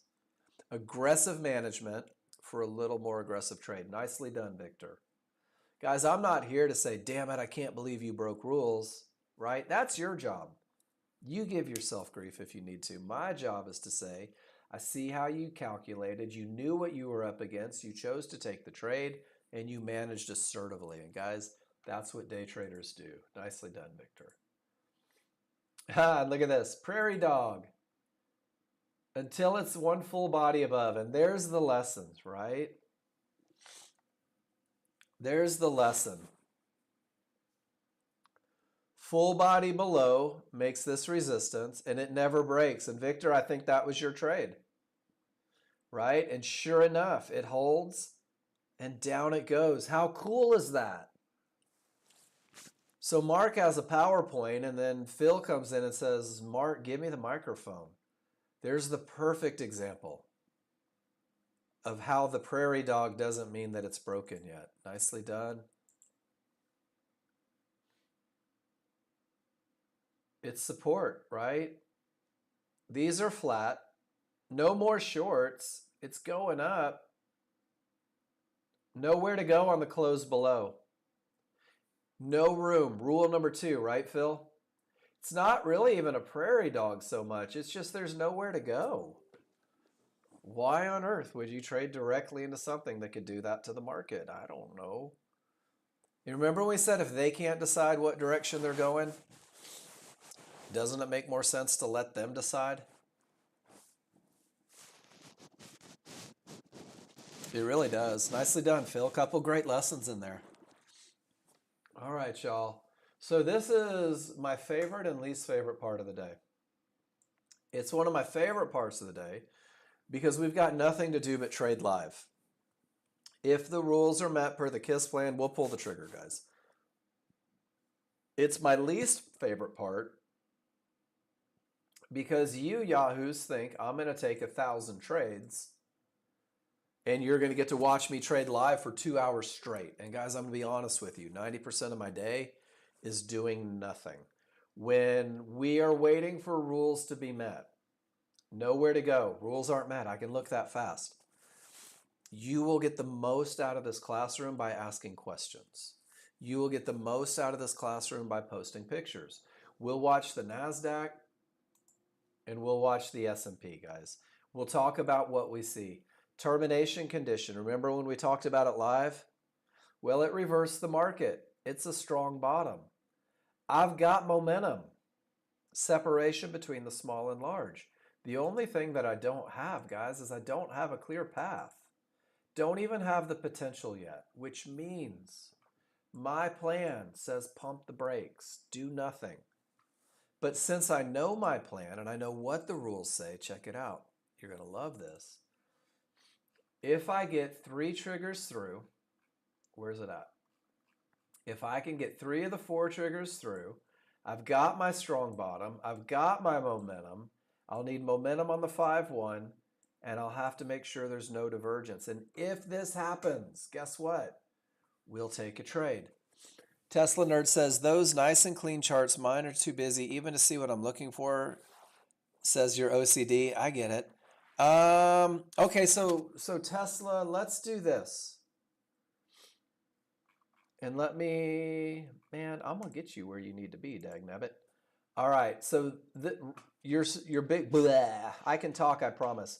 Big chart's cool, right? You all right with that? We're going to go through 2 of them. We're going to do 2 things on your charts.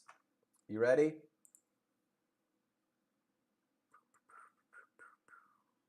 Let me know when you are ready to make some adjustments.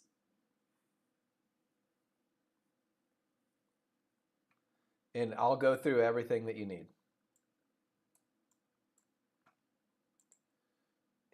probably limbering up. Can you hear me? Lost him. There we go. Right on. So from your drop down, Tesla nerd, go to trigger lines. And the little hexagonal nut looking thing that says settings, give me a click. And go to inputs. Nope, hold on. There we go. Go to style. I typically have no style, so it's tough for me to go that direction. And here's what I want you to do. Dun, dun, dun.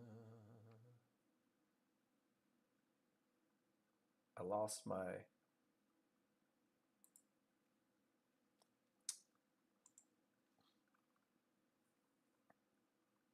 Anything with large trigger,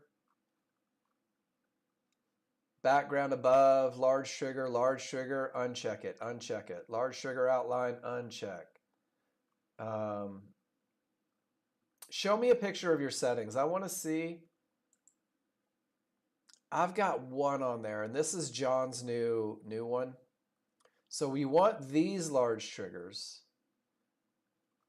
but you don't want those small triggers. So let me give you the settings here so you can look at it. When you go to style, here's your template. My brother built these as a really, really smart guy. I'm not a really, really smart guy. I'm just good at reading indicators. But it looks like if you've got one set of trigger lines on there, the only ones that you want checkboxes on are large and large. And you can make them any color you want. Everything else is unchecked. So when you do that, click OK and let me know if it cleans it up for you a little bit. It should. It should get rid of these big fat triggers.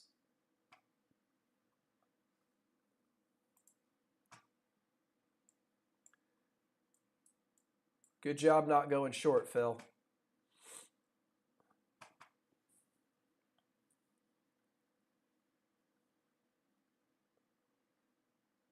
All right, so I want you to do this, Tesla. Are you ready?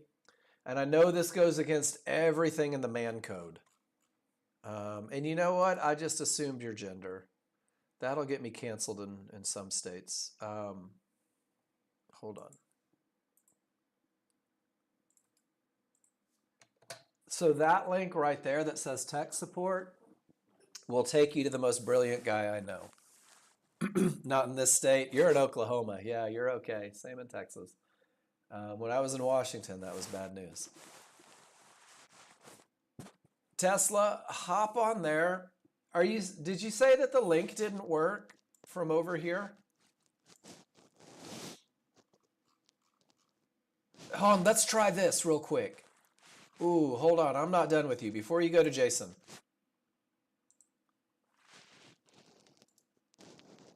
So do me a favor. Hold on. I think I know what maybe happened. Click on the link. Bunk, bunk. So let me know when you've clicked on the link. Uh-oh. What's that? Hold on. Click on this link. Looks like we have a broken link. Maybe that's what did it. All right. Click on the second link, Tesla.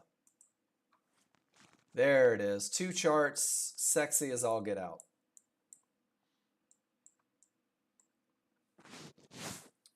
So when you click on that link, did you click copy in the upper right-hand corner? Because once you do that, pow, it's going to give you new layout name, and you want to make a copy. Let me know when you've done that. At this point, we're out of pictures, and this is a great opportunity for everybody to see this. So let me know when you've clicked make copy.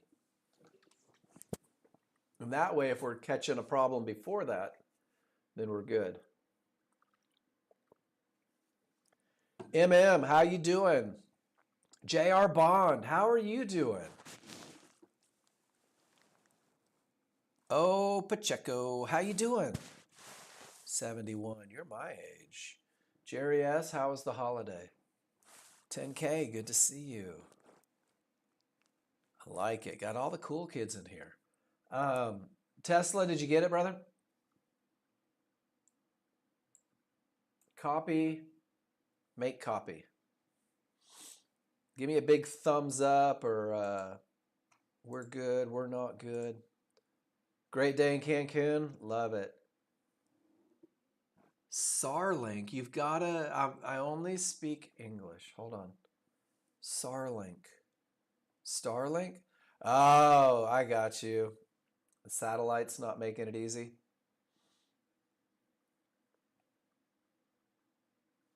Did you hit make copy? And I guess I should ask this. Are you using the desktop app with TradingView? Or are you using, yeah, cool. Is Starlink letting you get this far?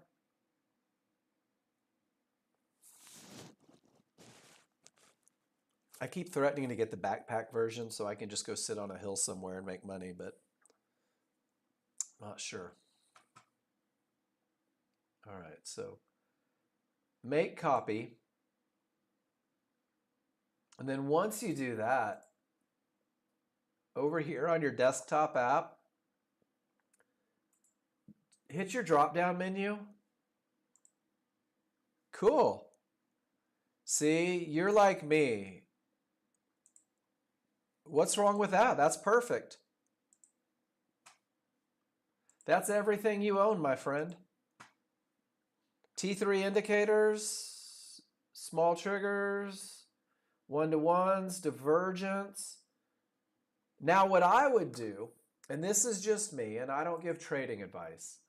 If I were zoneless in Seattle, Tesla, I would go to indicators and I would type in dynamic supply and demand zones, and I would look for that bad boy and get some advantages of having support and resistance on my chart beyond.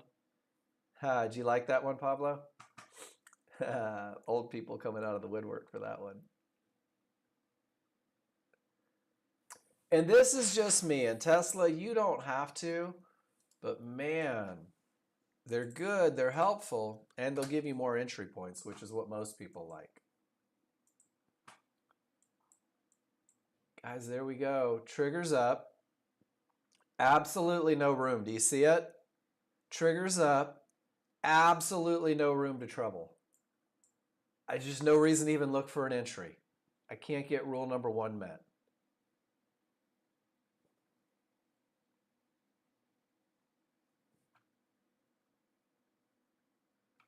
Now, some of you are like, oh, I'm going to go counter trend. Good luck. I don't teach counter trend, but there is some counter trend stuff. Look at this. All the momentum, potential to break, and it did pull right back to a mid-band inside the triggers. Hold on. Do I have to refresh them? Prime and, well, you don't own Market Prime. You said, so it's not going to work for you. Those right there, those exclamation points say you didn't pay your $50. Those won't come up. They're just a part of the workspace. Now you don't have the algo alphas on there.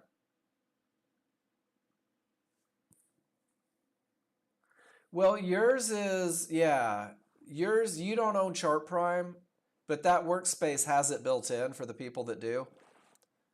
So you could even delete those if those little exclamation points bug you. But if you wanted to put in the algo alpha, you just have to type it in and click on it. So check it out. If I come over here, you would want to lose the dynamics because you don't own them. Oracle market. But if I go through and let's see what it looks like. To indicators, there's the algo alpha. And then I'll come over to the other one and I'll click it again. So we'll get these on both and we'll let them come up and we'll see what those supply and demand zones look like. Guys, what do you want to talk about? And Tesla, props to you for doing this classroom the way it should be done. So now check it out. Now I've got an area of resistance. I've got some support. It just gives me a little more, right? Just a little something, something to give me just a little more of an advantage. Pretty awesome, right? Areas, supply and demand, things that could create a bounce. And look at it here. Broke above it, pulled right back to it.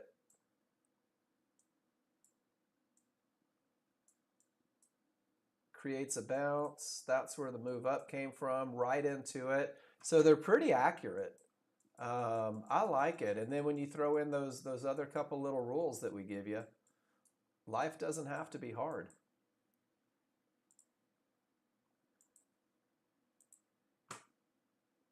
Good stuff.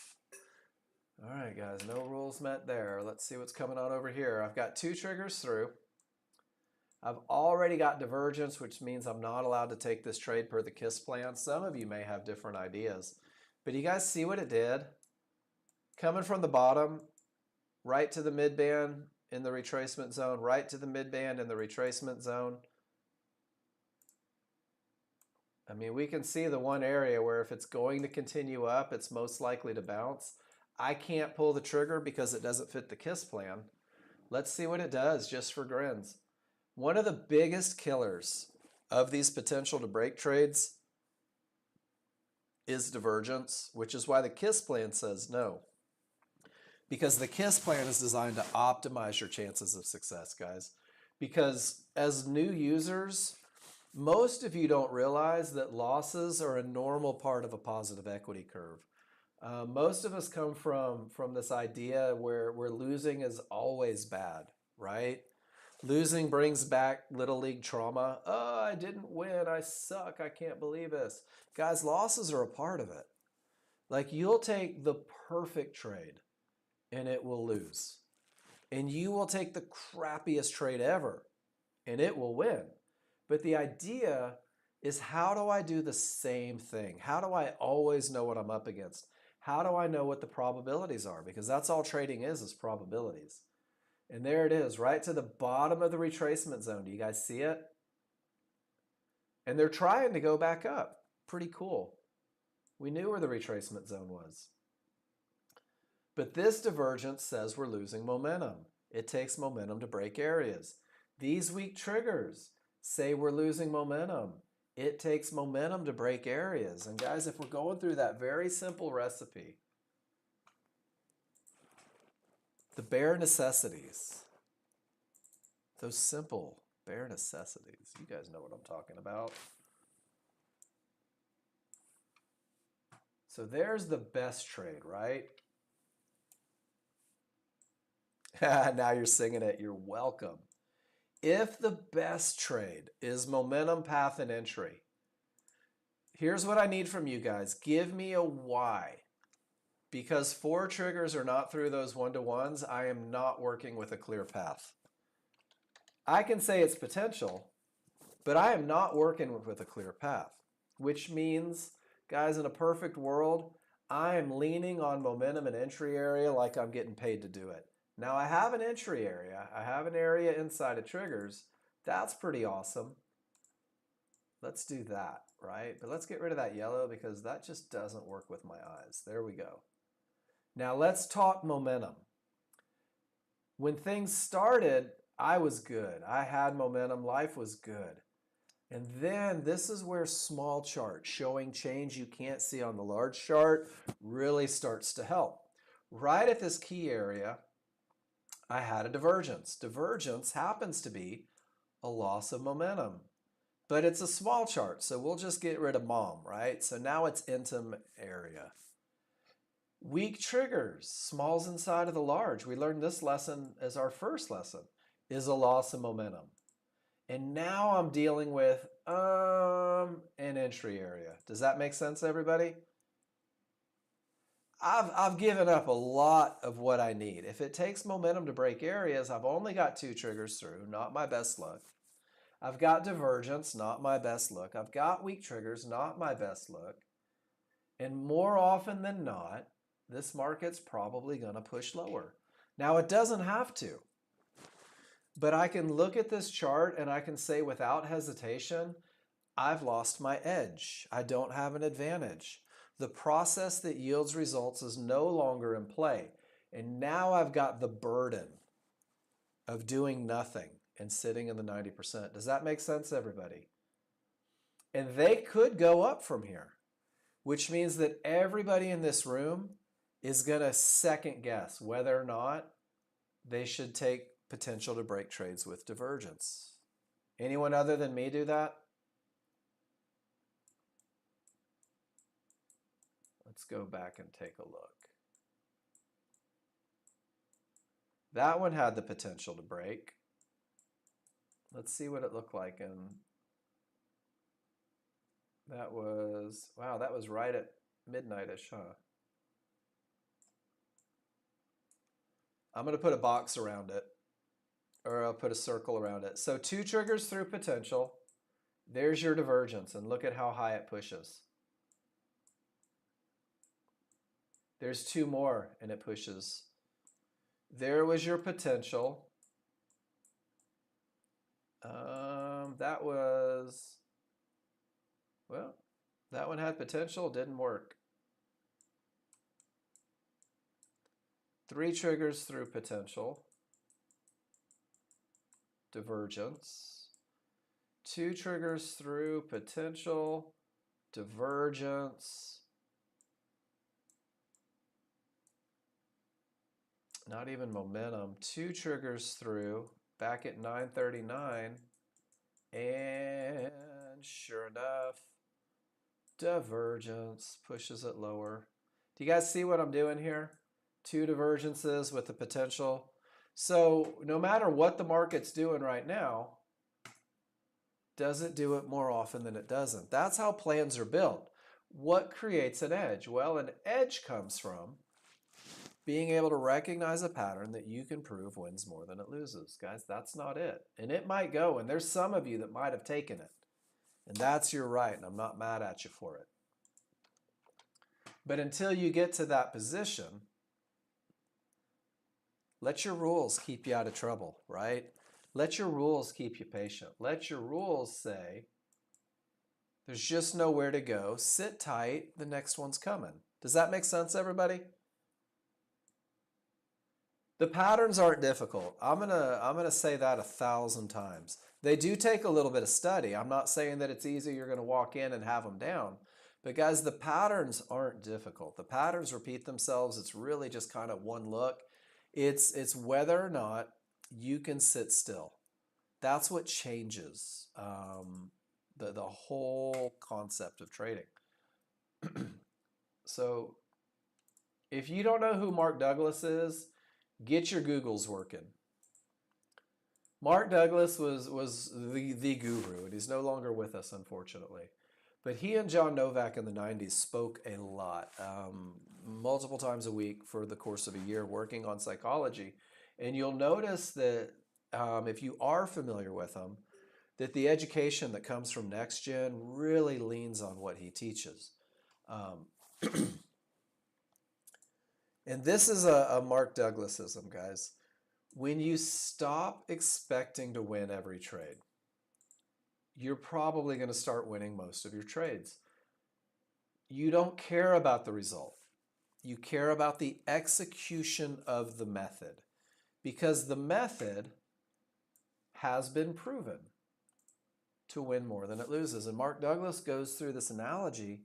If you're flipping a coin, it's completely random. You never know if it's going to be heads or tails. But if you weight one side of the coin, you can create an edge. You can create an advantage. And maybe that weighting of the coin, and I'm not going to say whether it's heads or tails because I know that it's backwards from what I think and someone corrected me in the room. But if you know that it lands on heads 80% of the time, 70% of the time, the logical human never bets tails. The logical human says, I'll just bet heads every time, win more than I lose, and be okay with the idea that I never know what's going to happen next to make money. And guys, trading is like that. You'll never know if this trade is going to win. You'll never know if momentum, clear path, and entry is going to produce a winner. You'll never be able to say, and new users say things like, well, I need this one to be a winner. I need this one to go the distance. This one has to win. This one should win. And guys, the reality is that you'll never know. But you can recognize a pattern that produces more winners than losses. You can trade that pattern. So you begin to create the expectation. This is a pattern that wins more than it loses. This is a pattern that creates an edge. Let me wait for the pattern. Let me focus on the methodology. Let me focus on the execution. And let's let the results do what the results do. I'm not in control of that. I hope that makes sense. Because once you believe that, you'll doubt it for the next year. You'll believe that you have control over the market. You'll say stupid shit, stuff like, oh, this one had to win. No, it doesn't. But you can enter every trade saying, this is a pattern that I can prove wins more than it loses. This is a pattern that gives me the ability to win more than I lose. This is the pattern. This is the advantage of momentum.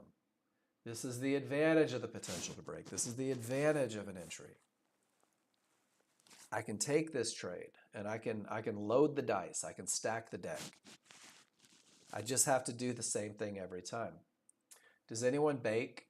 Have you guys ever accidentally used baking soda instead of, oh, it looks like my Ninja Trader's about to crash on me.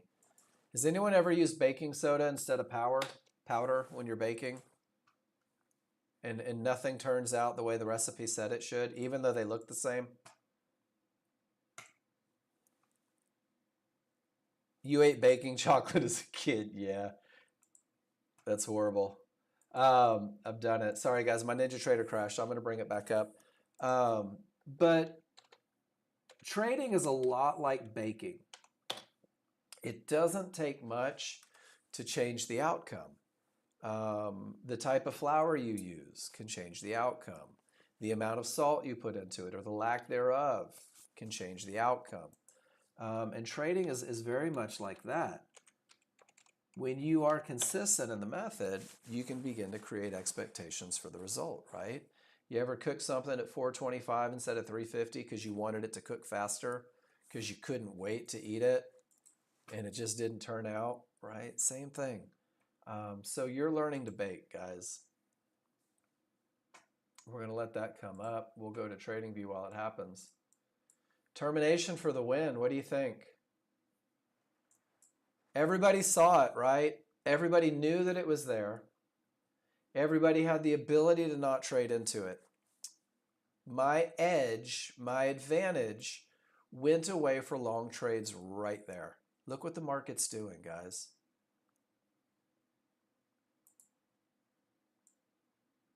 I've got two NASDAQs. The market's so nice.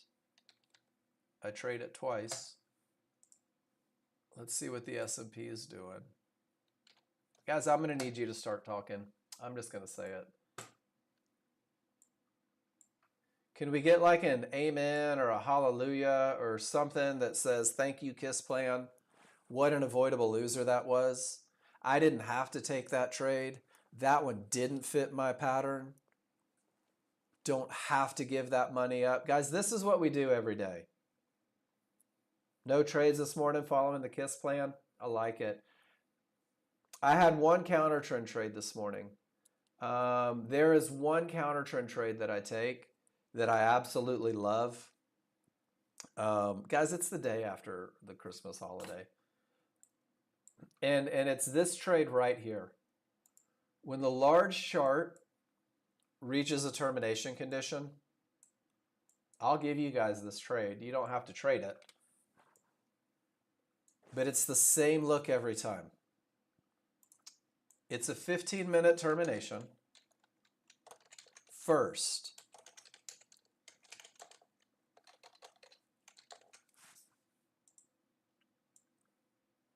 it's a 1-minute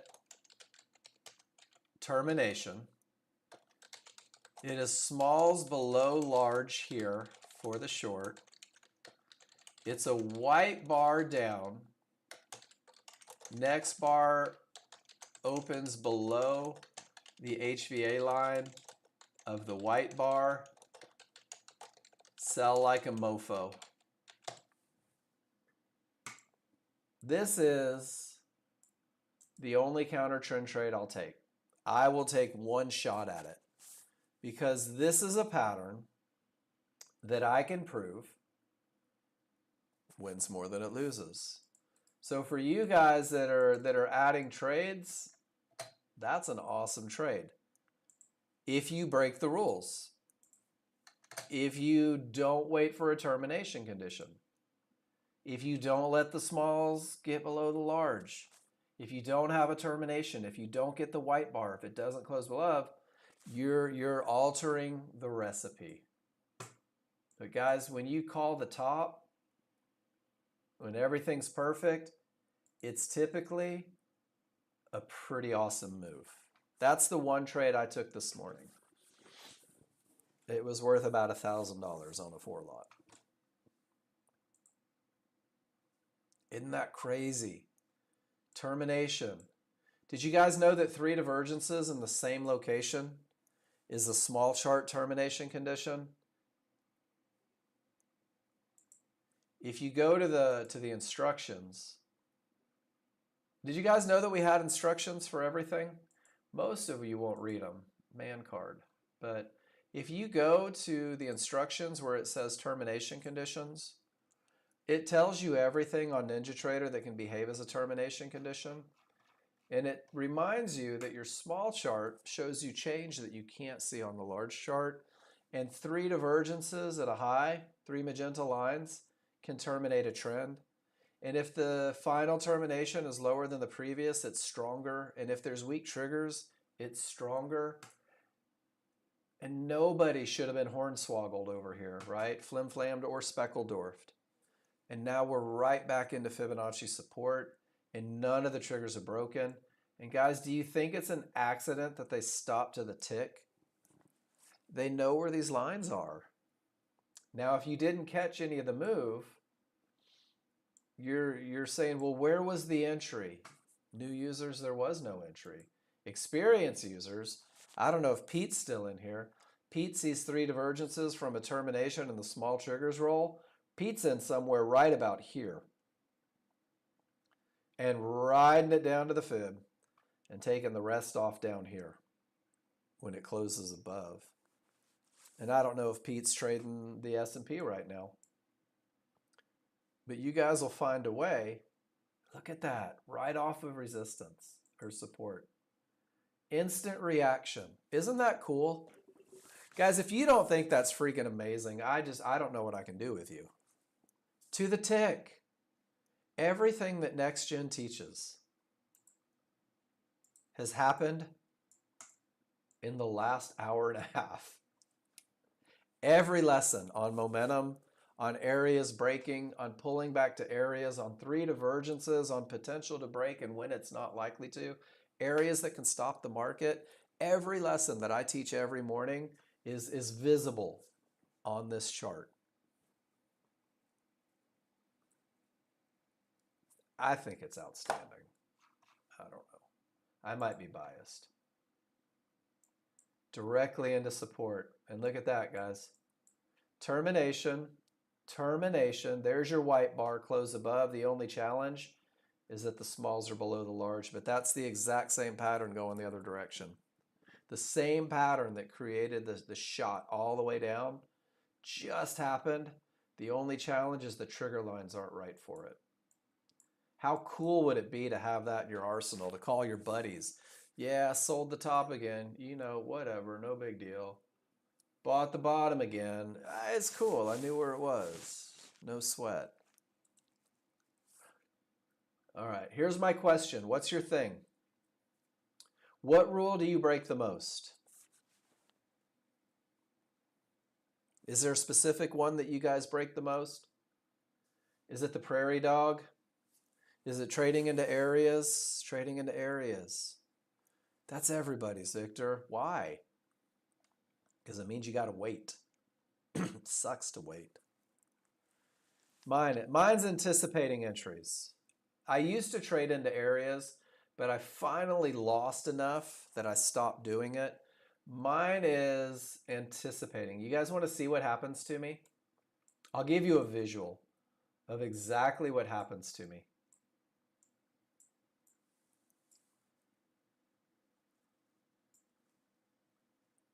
I love that, Phil. All right, guys. This is the Mark Novak story. And I like to share these because everyone's like, oh man, you teach the class. You must be the best trader ever. No, I'm still an S. Here it comes. Here comes my close below. Oh my gosh, I don't want it to get away from me. Let me sell. Has anyone ever done this? I'll sell here. And it never closes below.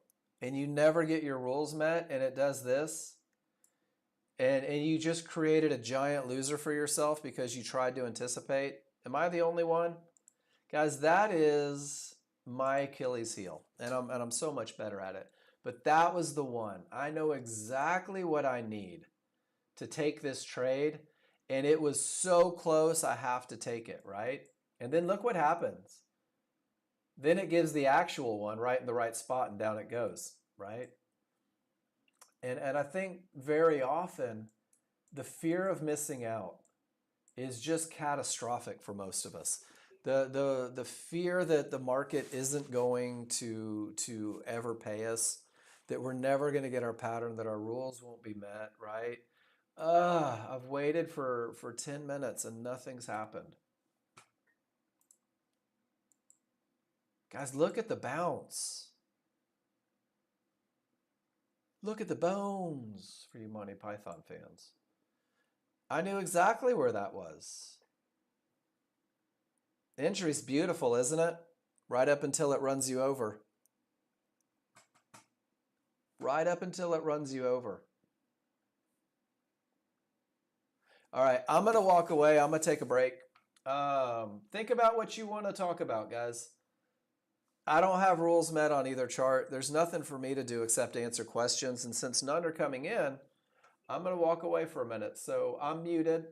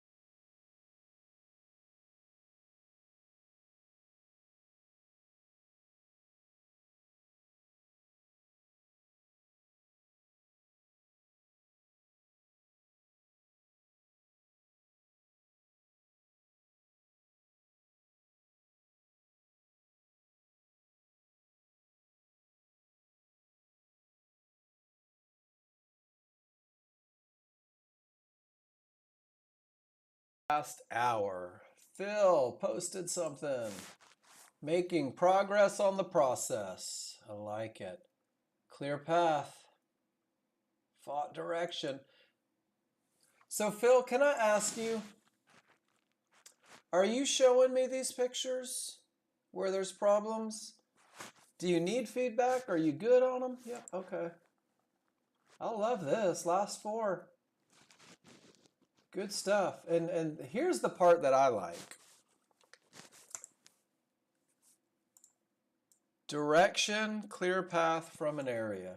Again, again, again. And then on the ones that lose, we're missing one. And then every now and then we get away with one, right? Every now and then we get away with one. Guys, that's luck, right? Every now and then she says yes, and you're like, woohoo, didn't see that coming. I got to figure out where to take her for dinner. But you can start to see a pattern. This is how trust is built, Phil. And I think that this is really cool. If you go back and go through this and you type out what was good, what was bad, you really do start to see this pattern. Wayne does it in here too. VCP Wayne is notorious for going through his, I don't know if I have any paper trading up. Paper trading. He'll go through the balance history and he'll say, oh, this was perfect. This wasn't. This is what happened. This is what was going on.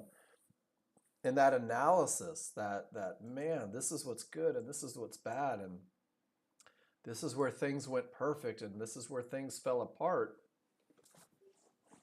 Coming back the next day with that clarity. Winning creates dopamine, right? Winning it feels good. It feels so good. But winning and luck runs out. Short-term victories, long-term failures. Man, we're just looking for the clear path right now.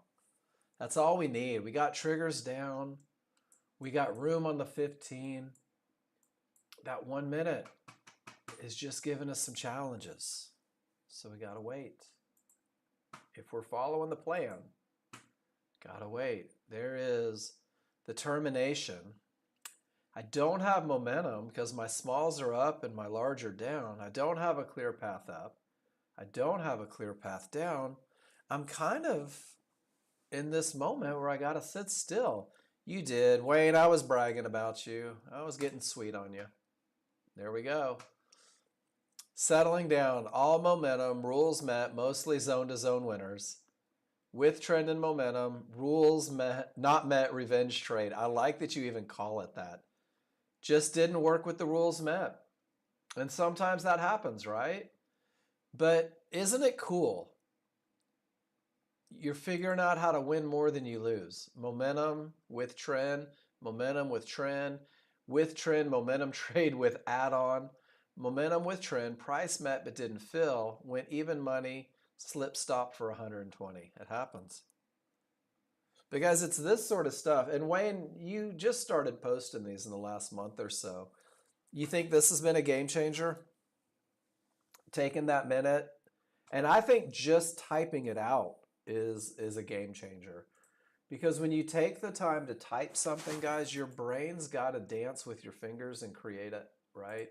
So if you come through and you just take this picture, I'm not even taking a trade.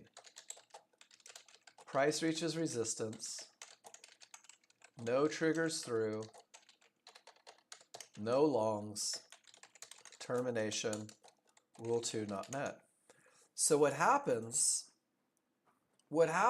is I just go through that whole process and I'm like, oh, I'm starting to believe in termination conditions. And then I can do it down here too. I don't even have to take a trade, right?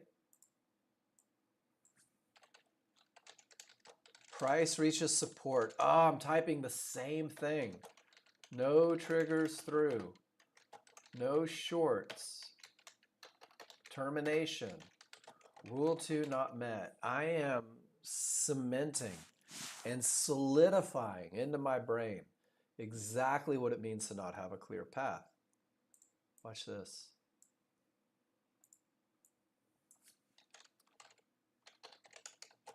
Smalls below large, space, momentum, rule 1 met, right? Perfect. Guys, if you look at the spreadsheet that I gave you, I did that for you on a lot of these. Strong triggers, weak triggers, clear path, terminations, entries.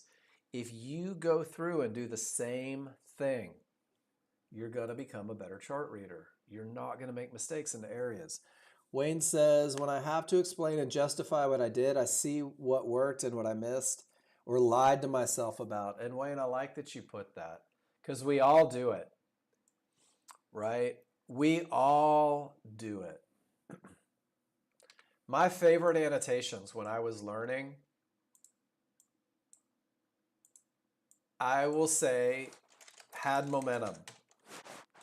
And then I post in the room and John Novak says, nope, you didn't. Or I say, had a clear path. And John Novak says, nope, you didn't. I would type out what would get me in. I was like, dude, that was the perfect trade. That was everything I look for. It's not letting me do it.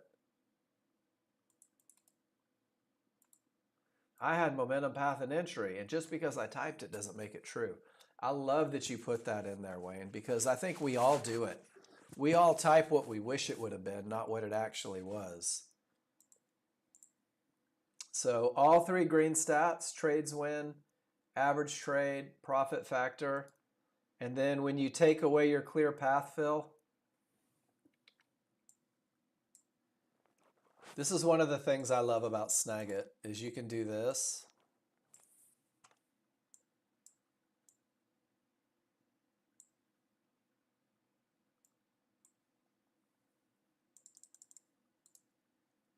There you go. Put that on your desktop. Look at it every morning. Oh no, I didn't get the whole picture. There we go. I gave you the wrong one. There's both of them right next to each other. Where you can just look at it and go, man, what a difference. Right? When I follow my rules, I'm winning 90% of my trades. When I break my rules, I'm winning 30% of my trades. How long do you have to stare at that before you believe it, right? How long of breaking your rules can your brain handle before it starts wanting to just follow rules? I don't know what the answer is. We're all different. We're all different. And guys, you'll have moments. We all do. But if you do that every day, I really do think it helps. Boaz says, check it out, Mark. There's all the momentum. 3 triggers through. Pull back to the area inside of triggers. Oh, and you got scared. It was going without you, Boaz. Right? Boaz says, oh, shnikes, there it goes. But it didn't. And it pushed right back down. And then it did everything that the momentum said that it would. Nicely done. Man, I've seen that one from everybody that I've ever worked with, Boaz.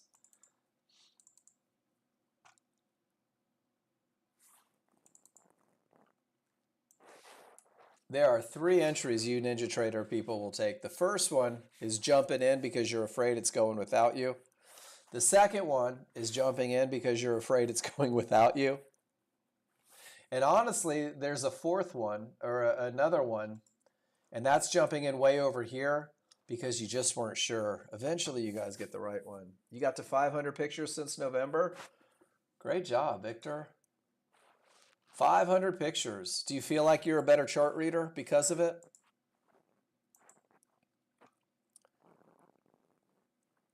$19,407. That's pretty good. There's a reason I can read these indicators. All right, Swathi, let's see what you did.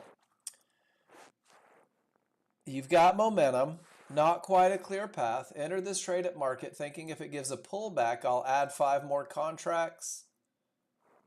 But the pullback is with divergence, so it's risky. I thought and exited the trade while it's nudging. No loss, but only 312 profit, where I could make 1250. What's the lesson that I have to learn here? And first, hi Swathi, it's good to see you in here. So I think that the lesson here, let me know what you think.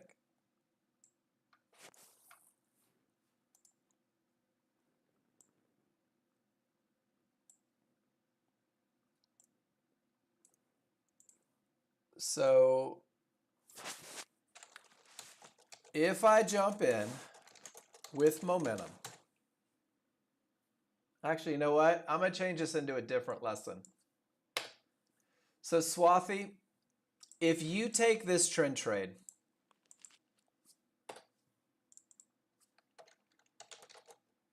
if I take the trend trade with this momentum and the potential to break,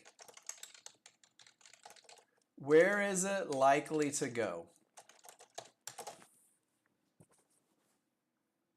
So let's make this the lesson, because this is a management lesson, not an entry lesson. You got in with momentum, that's great. You knew that when momentum trades fail, they typically turn into trend trades, right, Swathi? You're good there. So I think this is it. This is expectations. With all that momentum,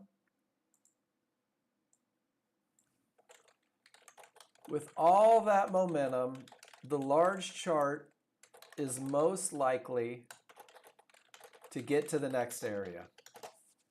Does that make sense? At 58, there's your next area right there. That's your target. Even if you don't add on, that's your target.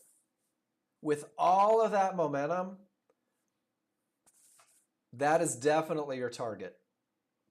So one of the things that you have to do as you learn your management, and there it is right there, right? Well, divergence, yeah, you got divergence. That's okay. It didn't scare you enough to exit the trade, did it? No, so it wasn't that scary.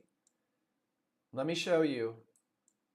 And tell me if this sounds about right, because I've done this myself more times than I care to mention. All right. So everything says up, the momentum is strong, the areas look good, and I jump into the market right here. Okay. And that's a good thought. So let's do this though. Let's work through it real quick. The market's going up. And there's my down bar, right? But it doesn't do anything. Whoa, sorry. Uh-oh. Sorry about that, Swathi. And then there's a down bar, but you don't have divergence until right here. So right here, you made the decision that with all of this momentum, I'm going to hold the position. Is that right? And look at what's going on. And Swathi, this is what becomes difficult in the beginning, but gets easier with time. So when I see this divergence, my smalls are still up, and that's a good thing, right? I've got a fib, I've got a mid band, I've got another fib. I've got tons of stuff to create a bounce. I like your hold very much. So I'm assuming a lot of that came into play. You're like, okay, I'm good, here we go. And it comes back, right? And it bounces right where it said it was probably going to bounce. How do you feel about that? Pretty good, right? So far, everything's going great. And this is where your brain says, oh my gosh, you didn't get stopped out. You're still in this trade. Let's get out of it before something bad happens. And I know I'm not the only one that does that. So Swathi, this is what you have to have.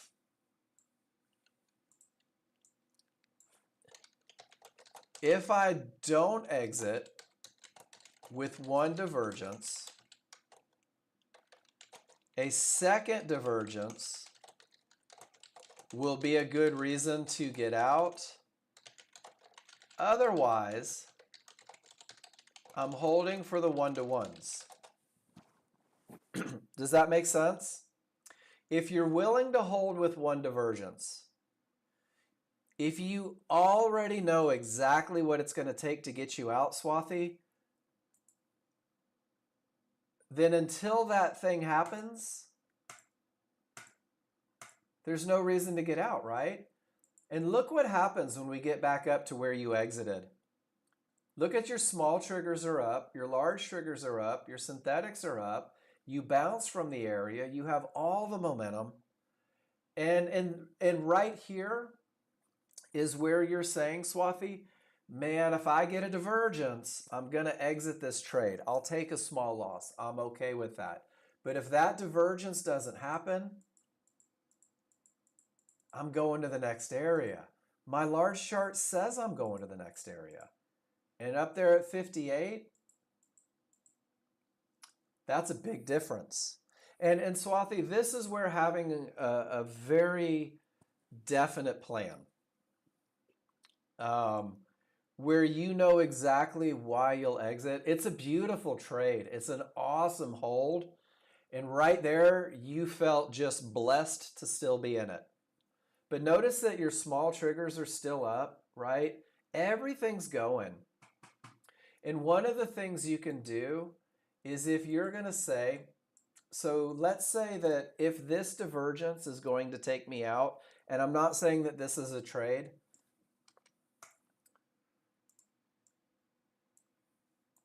so if divergence is true, I have to exit. That's my plan. I will know divergence is true 2 ticks beyond the reversal bar marker. That's how long it takes for divergence to be true. It's about 2.5 bars. So Swathi, you could literally have your stop 2 ticks above, right there. And at that point, on this trade, when you start getting up here, if you have that divergence potential, your stop's going to be somewhere in this range. Does that make sense? So as you get up there a little bit, let's see if we can get into it here. Your stop can literally be 2 ticks behind that reversal bar marker the whole way. But I think one of the biggest things that happens to us, and I say us because it happens to me as well, is, Swathi, getting into a trade is effortless, right? Getting into a trade is easy. All you have to do is push a button. But once you get into that trade, now you've got to do something with it. And this is why I say, and well, this is why everybody who trades successfully in the world says that having a reason to entry, it's only half, right? It's only half the equation. The other one is, what am I going to do with that entry? Exactly, precisely. If this happens, then I'll do that. And if this happens, then I'll do that. And Swathi, you have to have one of these for every trade that you take. So, for example, let's do one for yours right now. My entry is strong triggers, large chart, price above trouble, because you're not waiting for a real clear path on large chart. Strong triggers, small chart, price above triggers on the small chart, buy or sell now. And let's see. And I think that was exactly what you did, right? Perfect. So there's your entry rules, and I know that you're consistent with these. So now you've got a checklist for entry. Is that right? Is that your plan? I believe that is. Okay, cool.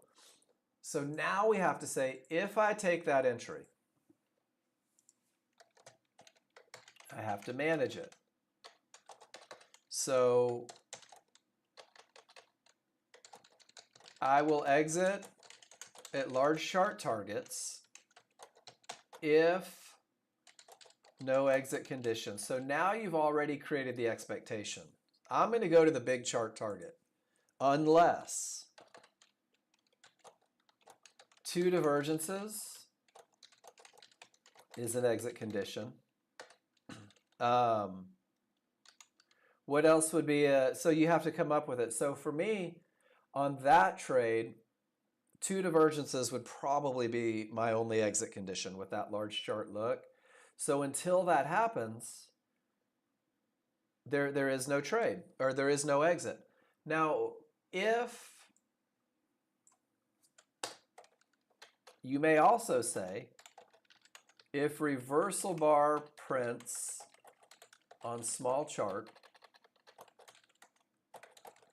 I will exit and re-enter the trend trade if rules are met. And that's what you did, right? But you don't exit. So if reversal bar prints on the small chart, I will add on at trend trade spot if trend trade rules are met. I will hold for big chart. Second divergence is an exit condition. And you don't even have to put three divergences. Is irrelevant because I'm already out. So on your trade, Swathy, think about how you want to manage it, right? Think about what makes you comfortable. Think about what condition you would need to see. So if that divergence is an exit condition, force that divergence to happen. Just because there's potential, don't worry about it, right? Force that divergence to happen before you choose to exit a trade. And what you'll find is that you're not as nervous getting into the trades because you already know how you're gonna handle it. I love your trade, and I love that you grew into that. I knew that you would. So there's always two options, right? You were in around 54.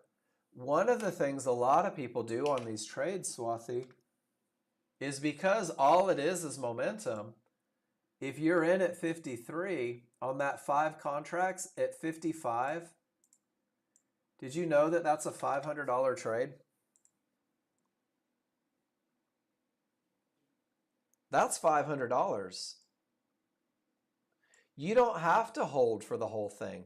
You could have made $500 and said, okay, I'm done. And now if I get the trend trade, hell, I'll make another $500. Yeah, it was right around the open, wasn't it? That is fast. No, I was a little into it, but it's just, I think that the lesson is have rules for exit the same way you have rules for entry. And it takes a lot of the stress off of the table. That was a great picture, great lesson there. Did everything make sense? I know sometimes I talk fast. Awesome, great job. Nice to see you in here.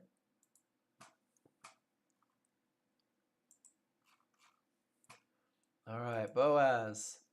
Same trade, Boaz. Did we already look at did you mean to give me the same one? Or is that a different one? No, that's the same picture. I think I got that picture twice. Yeah, we sure did. It's stuck to your clipboard. Do you want to give me the next one, Boaz? We'll take a look at it. And while you do that, I don't have momentum. There's really nowhere to go. S&P's given pretty much nothing there. Triggers down, room to trouble, pulled back, closed below, was directly into a 1-minute area. Rule number 2 not met. What would you guys like to talk about? We've got 30 minutes. I know it's the first day back. There's not a lot of pictures to post. Nexgen Pro Trader funding still has 90% off, guys. get credited your evaluation fees and get refunded when you pay to go semi-live, 1 day passing.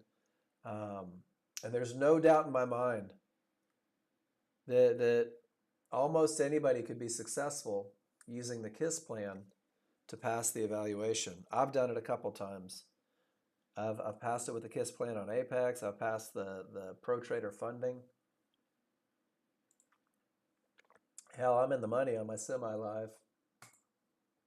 I don't know if John Novak's going to pay me, but it can be done.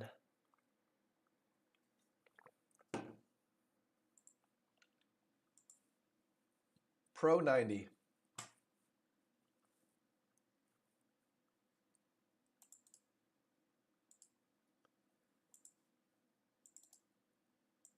You're welcome. And guys, I know I'm supposed to be biased. I work for Nexgen Pro Trader Funding, but I've also spent a lot of time with a lot of other prop firms, and there's just not one better. And there's one in particular that I struggle with because I'm not allowed to let trades run because of trailing drawdown, and you get out of trades a lot sooner. I'm also a member. I am also a member. And you know what? If John fired me tomorrow, I would trade the KISS plan and take all his money from Pro Trader Funding. That would teach him. Muhahaha. All right. You guys know I always look just for smart stuff. So I'm going to show you one of the things that I came across this weekend. And it was like a little formula, if you will.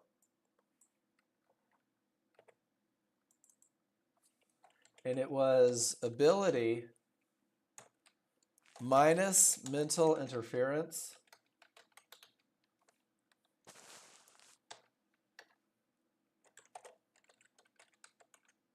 equals results. And this spoke to me a lot. And it was in reference to golf, actually. But it was ability minus mental interference equals results. And this is where I tell people, guys, every one of you has the ability. The patterns are defined, right? The patterns are defined. They're repeatable. They're provable. They're verifiable. They are irrefutable.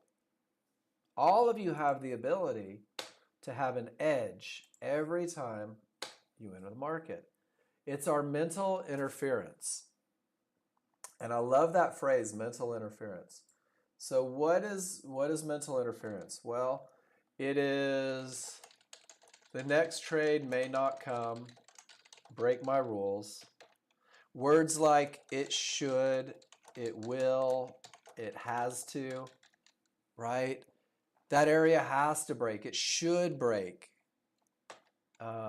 What else is mental interference?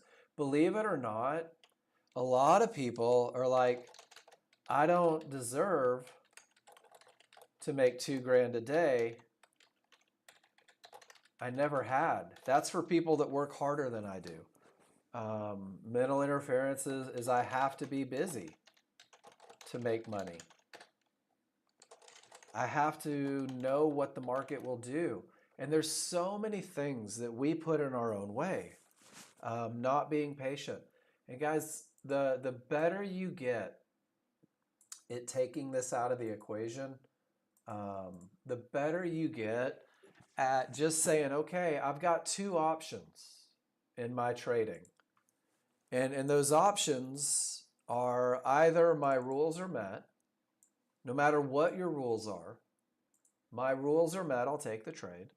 My rules aren't met, I choose not to take the trade. And that's the hardest thing that you'll ever do. Mental interference, guys, is gonna be the biggest roadblock. It won't be learning momentum. Momentum's easy, right?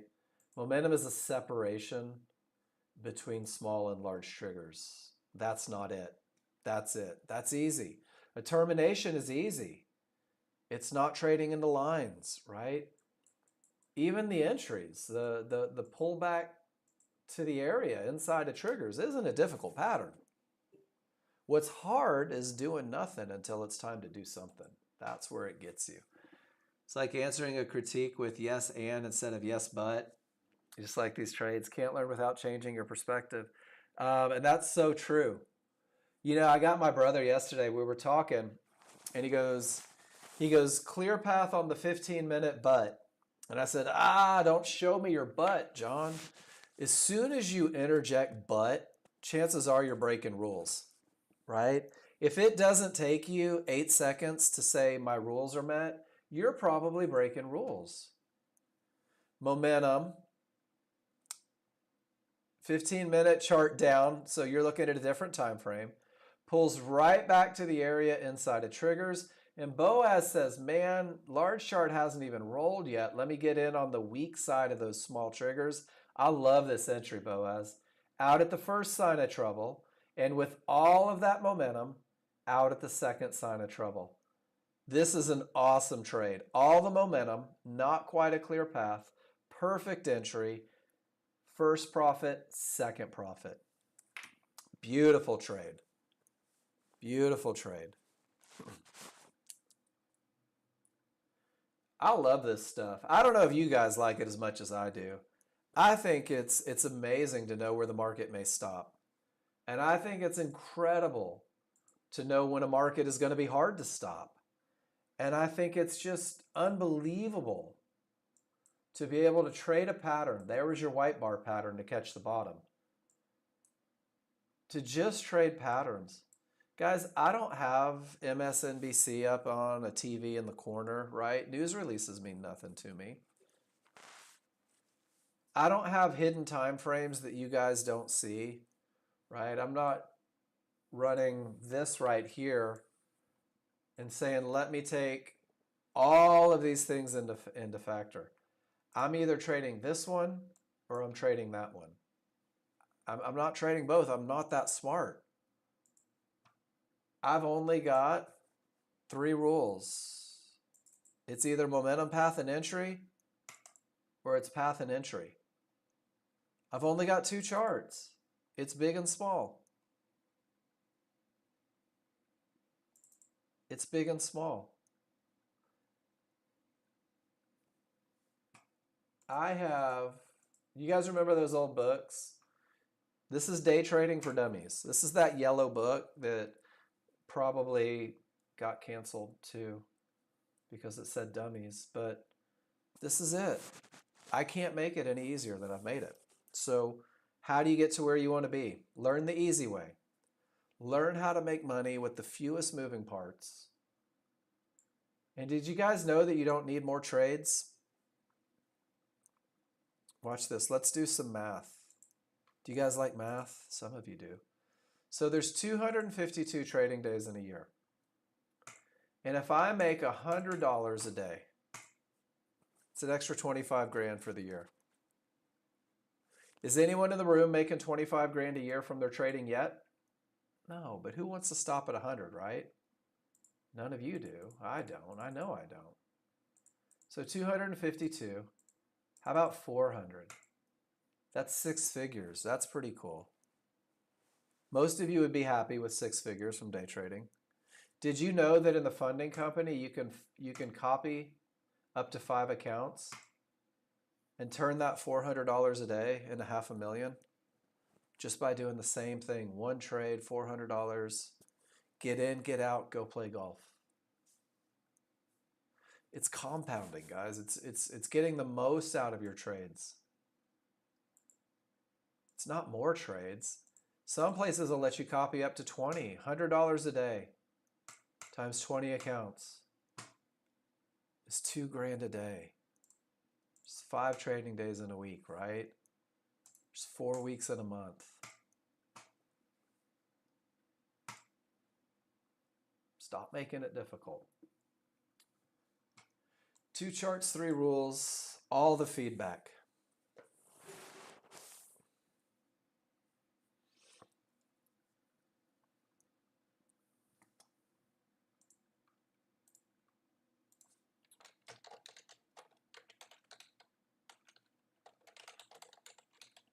Do pro athletes have coaches? Well, yes, often multiple.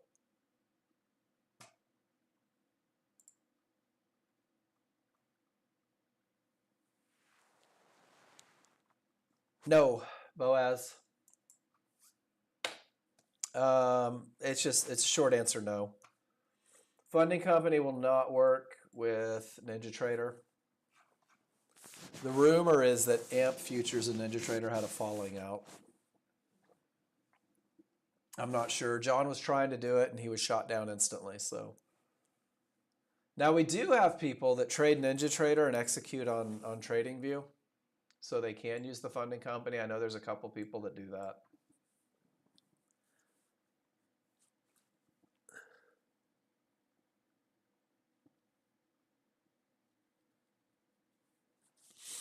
Sorry.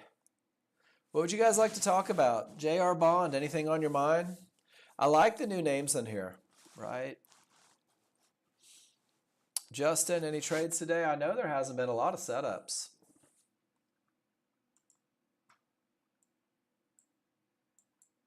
Who else hides losers? Man, I did. When I first started, hated to post losers. It actually wasn't until I started posting losers that I stopped taking so many darn losers. Just didn't know why I was losing.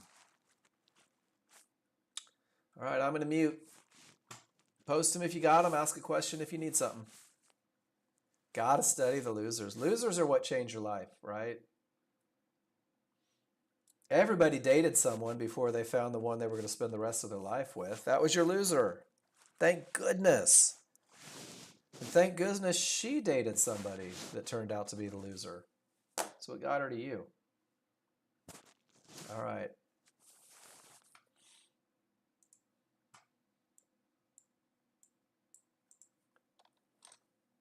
You ever eat Captain Crunch and rip up the top of your mouth and say, you know what, no more Captain Crunch for me? That was your loser.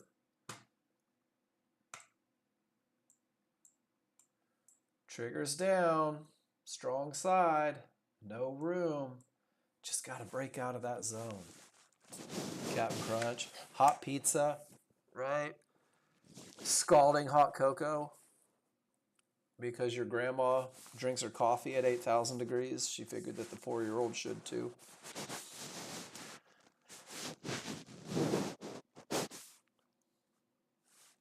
It ruins the rest of the meal. Yep. But we keep taking that bite, don't we, Phil? Keep taking that stupid first bite. We know we shouldn't, but we do it anyway. Because pizza will not be the boss of me.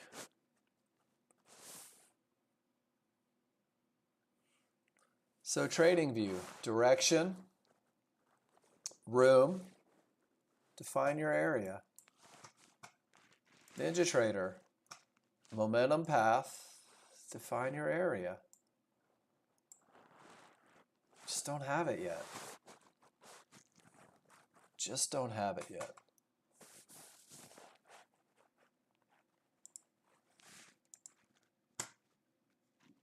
Pro Trader funding. Good stuff.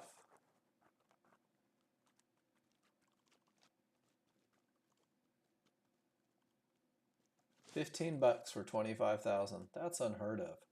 39 to control 150,000. Love that. And you get it back when you go semi-live. How cool is that? All the answers. Everything you need to be successful with the software. I used to say that every day. I'm going to hand you a plan. I'm going to teach you how to execute the plan. It'll be up to you to follow the rules. That's the hard part. All right, guys, I'm going to mute. If you have a question, type it in. If you have a chart, post it.